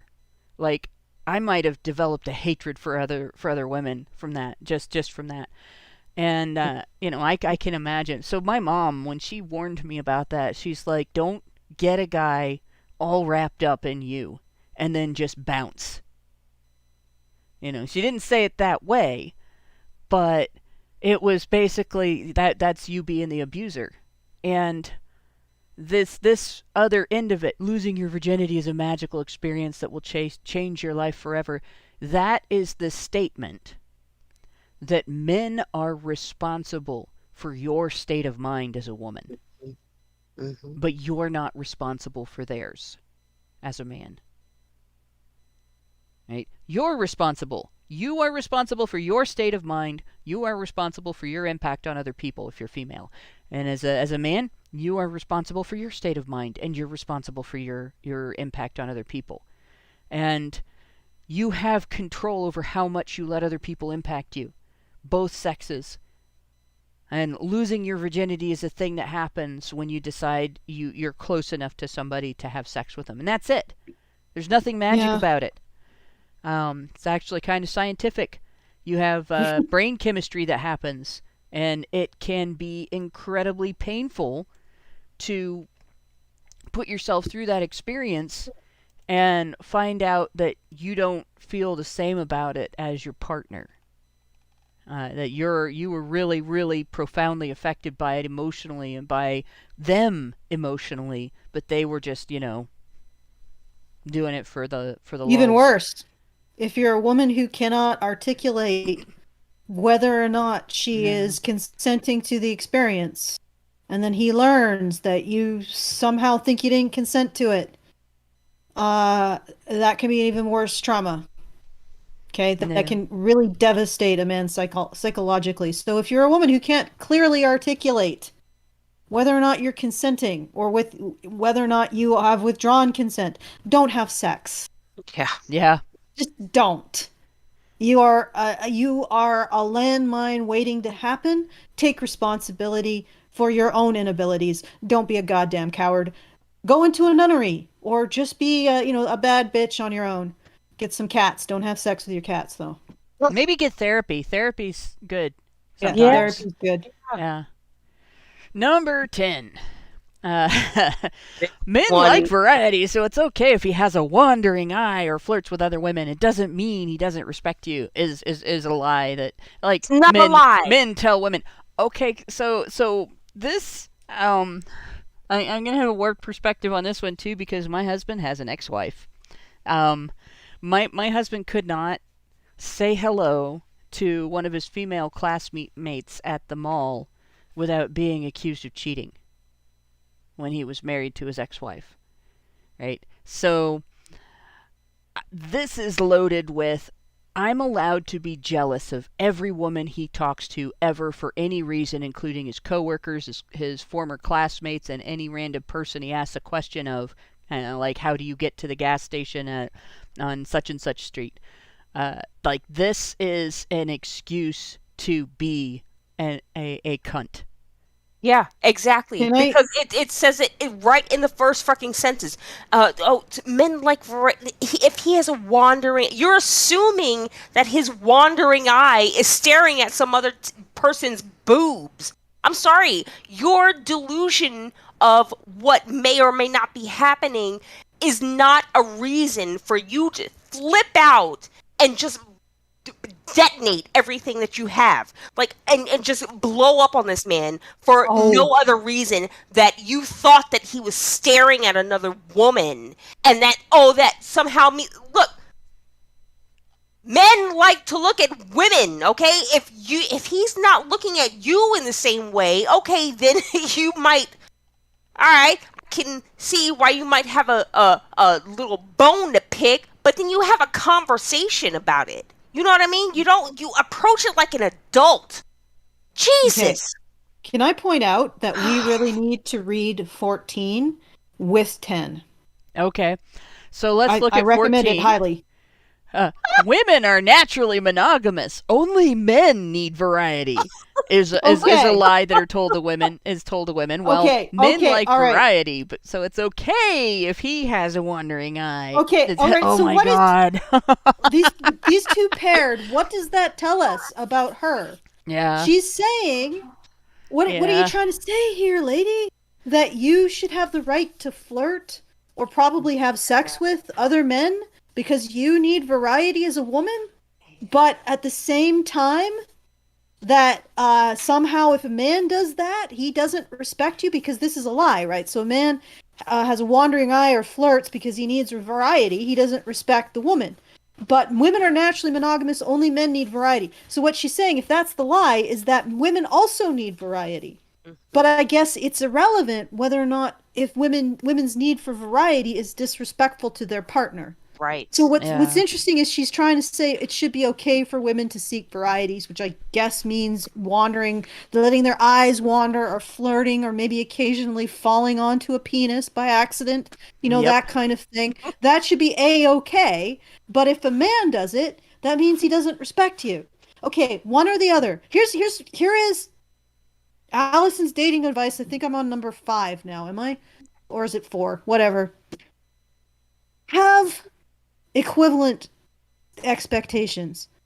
If you want to have variety and you think, well, I should be able to have variety as a woman and still be seen as desirable and respectful of my partner, then be prepared to give the same latitude to your male partner. Because One or the other. Either 10 or 14. Choose.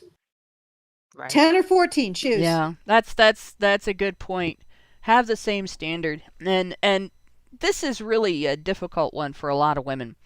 Women will get territorial if they are disloyal because people project their flaws onto other people. And I've talked about open relationships in the past, and this I've given this advice in the past, and I will give it again. If you're that person that just wants to be in an open relationship because you haven't developed a mature level of loyalty, don't get in a relationship. You're not doing it right. You're going to sabotage yourself. You're going to hurt him, and you're going to hurt yourself. Or her, and you're going to hurt yourself, right? And at the same time, if you're an individual who is practicing monogamy because you think that's what you should do, and not because that's what's inside of you, and it's not what's right for you, you're going to make yourself and your partner miserable as well. So be honest about your interests and your expectations, and don't have a different expectation from your partner than you have from yourself. You know, pretty simple. I think most people, the vast overwhelming majority of people, are better off monogamous because most people have the capacity to get jealous and be hurt by it. And if you are on the outside of that, you're the rare person that doesn't get jealous, and you have the capacity to be in a relationship where you bring in a third person, or you're swingers or open relationship or polyamorous or any of those things. It takes a lot of personal accountability and responsibility to maintain that. Everything that it complicates a relationship between two people is exponentially increased when you have to create that balance between three people, or when you have two people together but you're practicing hookup culture with other people, and all of the risks that you create when you engage in hookup culture. You're putting your partner at that risk as well, right? So all of this is this idea that these things are lies. No, this person is treating sex as if it is nowhere near as complex of an issue as it actually is, and as if at the same time it's just candy, right? You can have as much of it as you want, and it doesn't matter if you get fat because nobody can judge you for it. Right? And it's neither of those things. And again, this is why I get annoyed that when they built the concept of sex education, the education community did not build into it the science of sex, where they talk about when you engage in any physical intimacy with another person, you produce brain chemicals that affect the way you relate to each other, and affect the attachment that you have to each other. And so you're going to end up with a lot of women who think this way, and they don't know why, because they had the sexual revolution end of sex education from feminists, where they were told that they should never be held responsible for the consequences of their actions when it comes to sex, because that's misogyny. They can hold men responsible, but they shouldn't be held responsible. But they were never told that when you have sex with somebody, you create an actual psychological bond through brain chemistry that is going to change the way you treat them and the way they treat you, the way you think about them, the way they think about you, and how it feels to see them engage with other people, and so on. That's really a big problem. It's really something that needs to change, and it probably won't, at least not in the public education system, because they don't want to actually create functional sexual relationships and No. mated relationships between people. They want And men paying also that's taxes for to support single mothers. also that, it's also what creates the horror of rape. Yeah. Because sex is very much about intimacy and recognition of the other for humans. And we're going to do that is the true for both men and women. Yeah. Which is why, in my opinion, there isn't that much emotional difference between women raping men or men raping women, regardless of how women accomplish the act, shall we say. We're going to do one thing in terms of, I think, in terms of this discussion. We're basically going to establish, we're going to have to establish that the sexual revolution, as dictated by the feminist mentality, is a form of sexual abuse. And it's two different ways. It's abuse of men in terms of it demeans the value of intimacy with a man and of bonding with a man, of forming a committed relationship with a man. And it's abuse of women in terms of how it sets women up for failure. I think we've pretty much by number 10, and by number 10 we've actually done 11 total because of that. I think we've pretty much established that feminists deliberately, and these women are feminists. They're the worst kind of feminists too, because they pretend to be liberated, but they've actually made themselves the stereotypical trophy wife, right? Feminists demean men sexually, and they cripple women sexually. They demean men psychologically, and they cripple women's ability to form functional relationships with men. Look at my dating advice. It's so simple. If you want to date men, like them. Yeah. If you need men, be willing to say that you need men. If you do something, or you take responsibility for your actions in your relationships. What was the other one? Have consistent standards. Like, so if you want to have an open relationship, he gets one too. Yeah. This is all common sense. It's all common sense and taking responsibility. And yet, for some reason, we get the shit from feminists. Yeah. It's because they are against those things. And yet, when you prime women to basically blame men for everything, with the men are responsible for society at the expense of women, for the benefit of themselves, which is a horrible slur on men.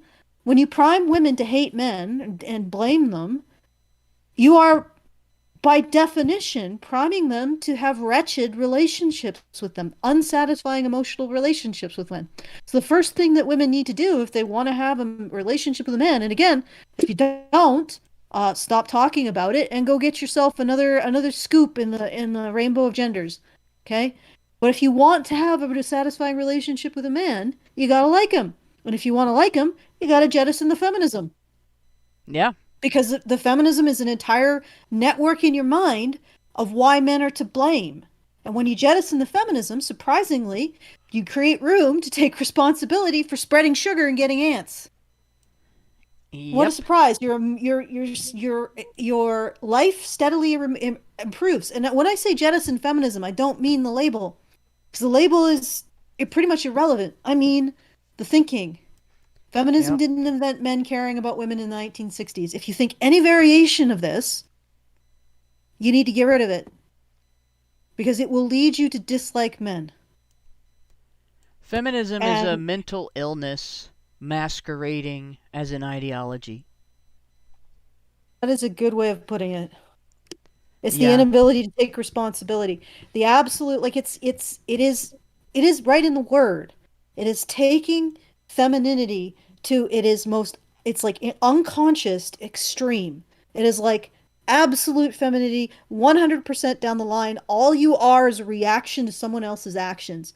No responsibility, no sense of moral agency. You just react to other people's actions. Your only source of control in your life is manipulating men into doing. It's like 150% the worst aspects of femininity, an unconscious femininity.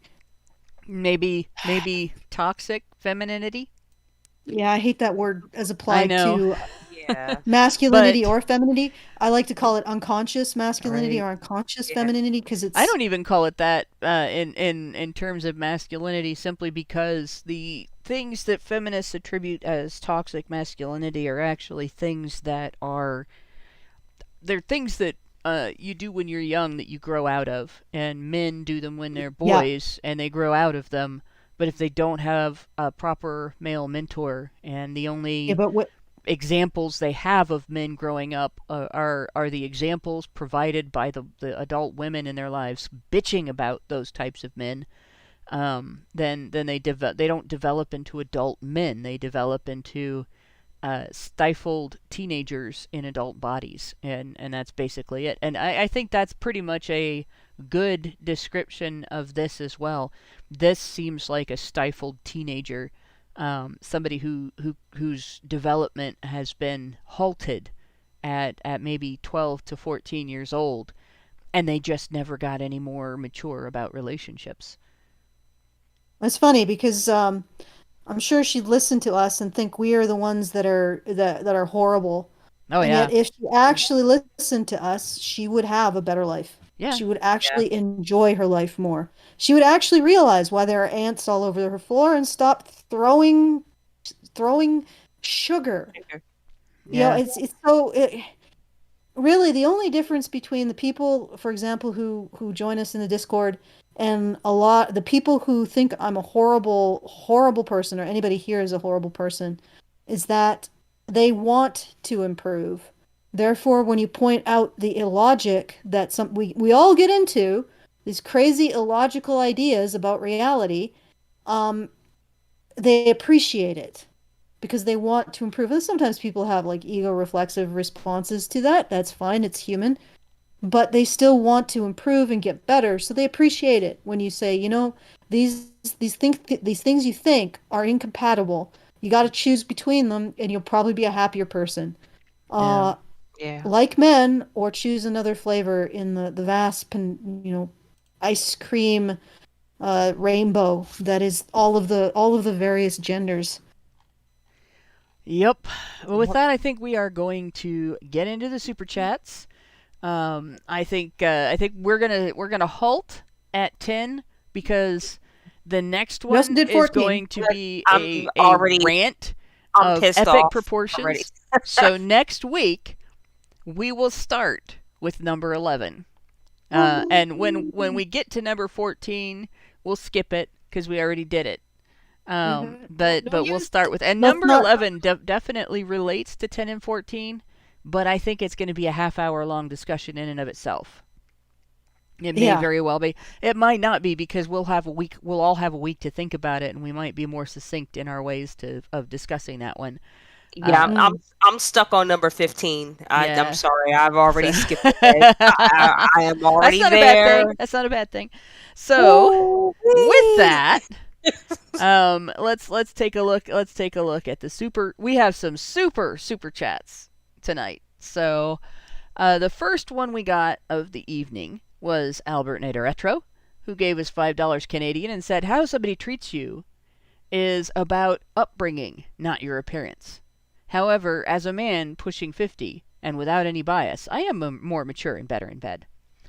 So that's one of the things that bugged the hell out of me about that comment. Like, everybody, not just men, everybody has the ability to learn more about engaging in any activity, and how to do it well, and how they like to do it, as the more they do it, right? So as you age, but some people don't necessarily do it a lot in their lives, like the 40-year-old virgin movie, right?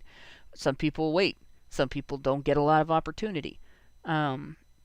and so on. So like that, it's you can't judge it by that. But yeah, you over time, if you do something a lot, you generally get good. Um, that's not necessarily always true, especially if you're a woman who starfishes. But in any case, Hothead Studios gave us $5 and said bad bitches and bums go hand in hand. I think I read that one before. And commented on it. Albert Nader Retro gave us $5 and said, yeah, Lauren, stop comparing men to unattainable standards like Shamar Moore. I don't know who that is. He does stuff like, I don't know, exercise, and that's cheating.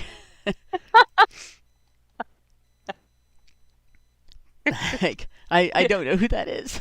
Shamar Moore is he's one of mine. He's a swirl baby. Actually, I think his mom was German, and so he's half black and half German. Okay. But he was in the soap opera. I forget which one. But yeah, he was in soap. He was in a soap opera star. That's why I don't know who he is. It's just a heart. No, he was, but he's in like I want to say Criminal Minds is where you probably would know him if you recognize his face. But he's just gorgeous. A television show that started in the last probably 10 years, most of them I will be unfamiliar with. Yeah. I mean, same here because it's been so long since I've watched TV. But yeah, no, he was. Oh my God, he was just a heartthrob. Just beautiful milk chocolate guy with the curly hair, and everybody loved him. But basically somebody that people enjoy looking at. Eye candy. Yeah. Okay. Yeah, exactly, and that's it. Because I don't know anything. Well, yeah, else no, you can't judge it. Relationship attractiveness by what you choose as eye candy. That's right. Both sexes know that. Mm-hmm. But yeah, in any case, I guess that's fair. Let's see. We were at Robin Fox gave us $5 New Zealand. NZD, I don't know what that means for sure. I think it's New Zealand. New Zealand. Okay. If a woman flaunts her, quote, independence and college degrees, I just see her as argumentative and difficult. I care if she's feminine and submissive. So there are different men with different tastes and everything in what they want in a relationship, just like there are women. And there are some standards that are really, really functional and some standards that are really, really self-sabotaging. And what men consider submissive and what women consider submissive are two different things. A man might consider you have to accept that I know what I'm talking about, that I'm stronger, that I know what's going on, I pay attention to what's going on around us and what's going on into the world, and let me provide for you and protect you.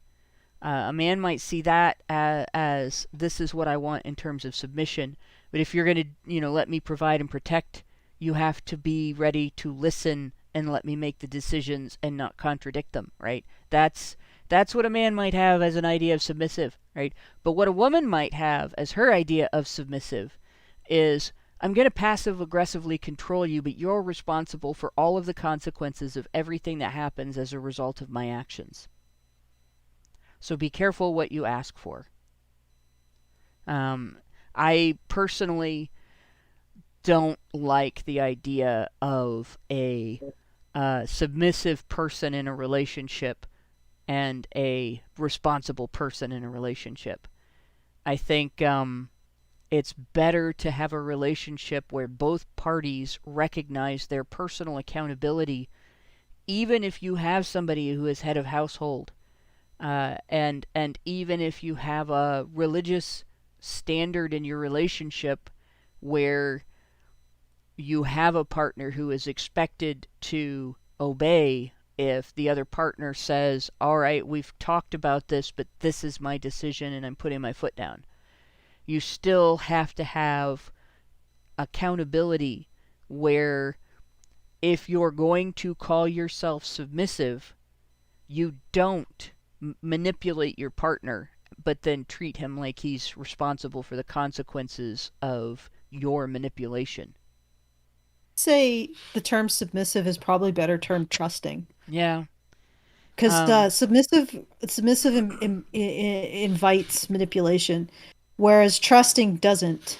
It actually holds women to a higher standard. Yeah. You know. Yeah. Now, having said that, my relationship is definitely not like that. We're both pretty strong personalities. So it's yeah, that's I don't think either of us would be happy with someone who wasn't a strong personality. Yeah. I think if I wasn't a strong personality, Jonathan would just steamroll over a submissive woman. But that doesn't mean that when he isn't making sense, I don't listen or do what he says, or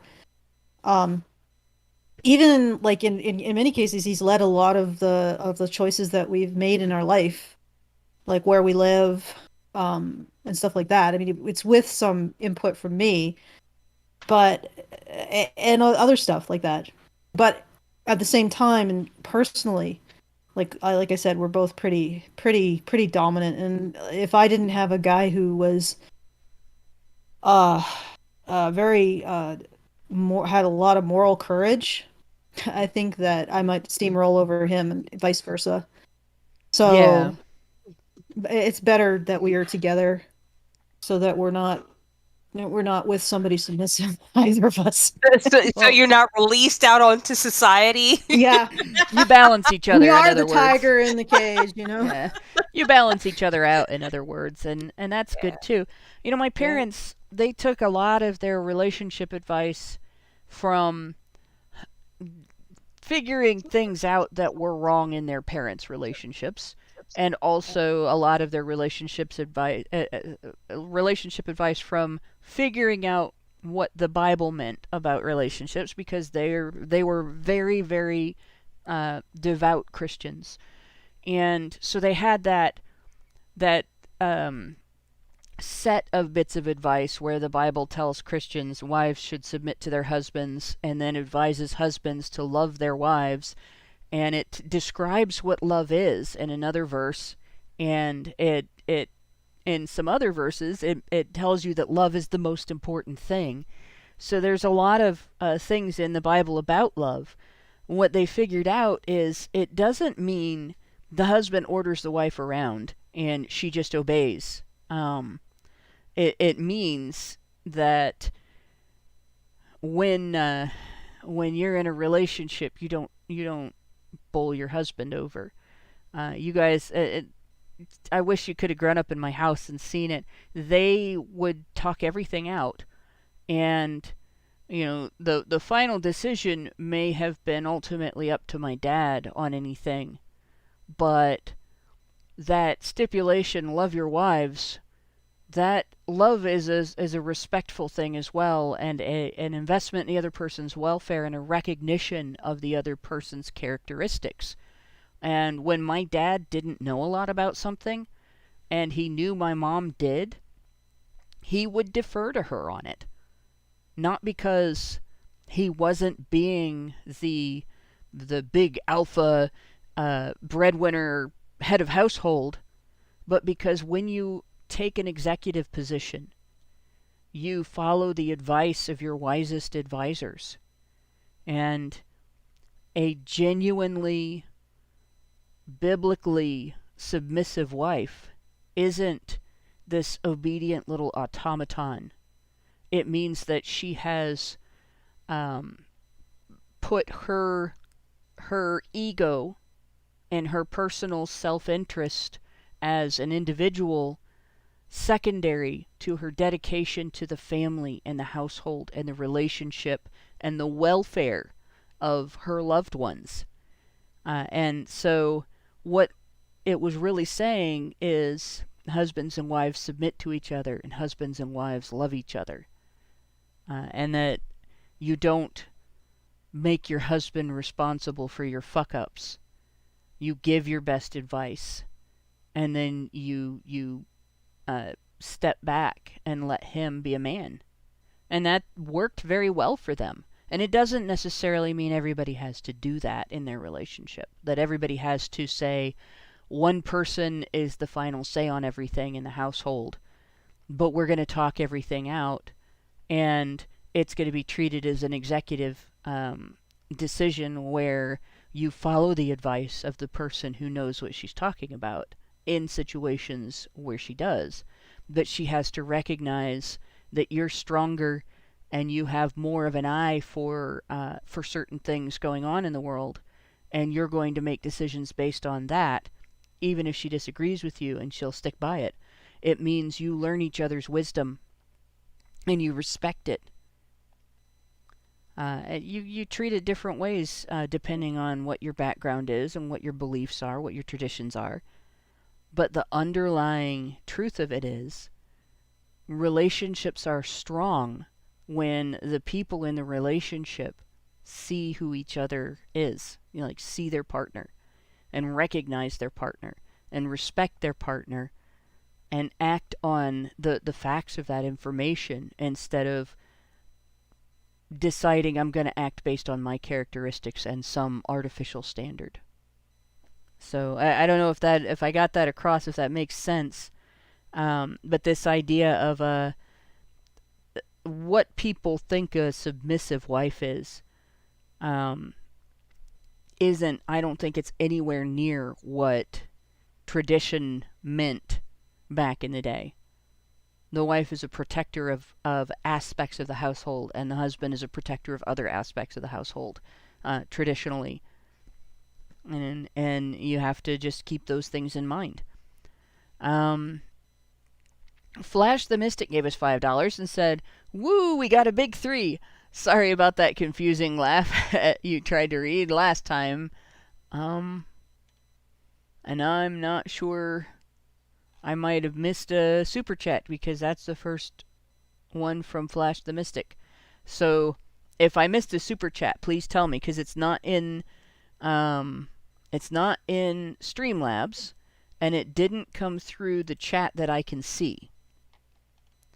Albert Nader Retro gave us $10 Canadian, said, like I said to Mr. Reagan, if you want a woman that looks like a Playboy Playmate, you better look like Magic Mike. If you want a guy that looks like Magic Mike, you better look like a Playboy Playmate. I don't know, from my experience with trophy wives, if you want a woman that looks like a Playboy Playmate, women who work really hard to look like Playboy Playmates are usually gold diggers. Yes. Not always, right? Sometimes women just have an ego about their looks.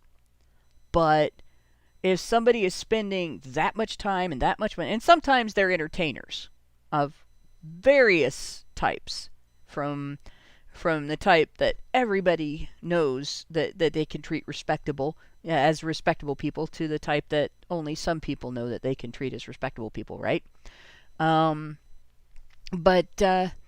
But yeah, if you're trying to score a person based on just looks, women's standard more often than not is going to be just money, and they won't care if you look like Magic Mike, or if you look like Mike Tyson after a after a big fight, as long as you pay the bills. It's not a good relationship to have, honestly. It really kind of sucks for both parties, and I wouldn't advise it. Robin Fox gave us $10, NZD. New Zealand, said, I had my heart broken by a girl who slept with me and then tossed me aside. She seemed genuinely confused when I cried in front of her, then told me I'm just not good at those things, meaning casual sex. Yeah, that's exactly the thing that my mom warned me not to do. And I'm sorry that happened to you, and it's happened to a lot of guys. And I don't know why girls are not raised to understand that happens to guys too. It doesn't make sense to me, because most women, they aren't raised to understand anything about men's vulnerabilities. Like, seriously, why would they understand that? They don't. It's just they aren't raised to understand it or take responsibility for it. Most moms at least had some men in their lives. I know there's some women that never met their dads, but historically, at least, most moms had dads. It just seems weird that women forgot that women forgot that men have an experience of bonding with the woman that they have sex with, just like women have the experience of bonding with a man. But I don't know. In any case, yeah, that's one that a lot of gals just are clueless on. And it's another good reason to be careful who you sleep with. William Thomas gave us $5 and said, at work, so I'll watch later. And that is the last one I've seen. I haven't seen another one posted. I'm scrolling back right now in the chat just to make sure, but I may not actually see it if it's in there because it's limited on how far I can go back. Nope, it got to that one, so there's not another one in between. So I think that's the end of the super chats, guys. So with that, I will thank my two co-hosts for slogging through the poop with me. Thanks to everyone for listening to this incredibly long and slightly putrid sausage. And thanks to everyone who works in the background to make HBR Talk happen. And good night, all. Men's rights activists are machines, dude. Okay? They are literal machines. They are talking point machines. They are impossible to fucking deal with, especially if you have like a couple dudes who have good memory on top of that too. Holy shit, you're fucked.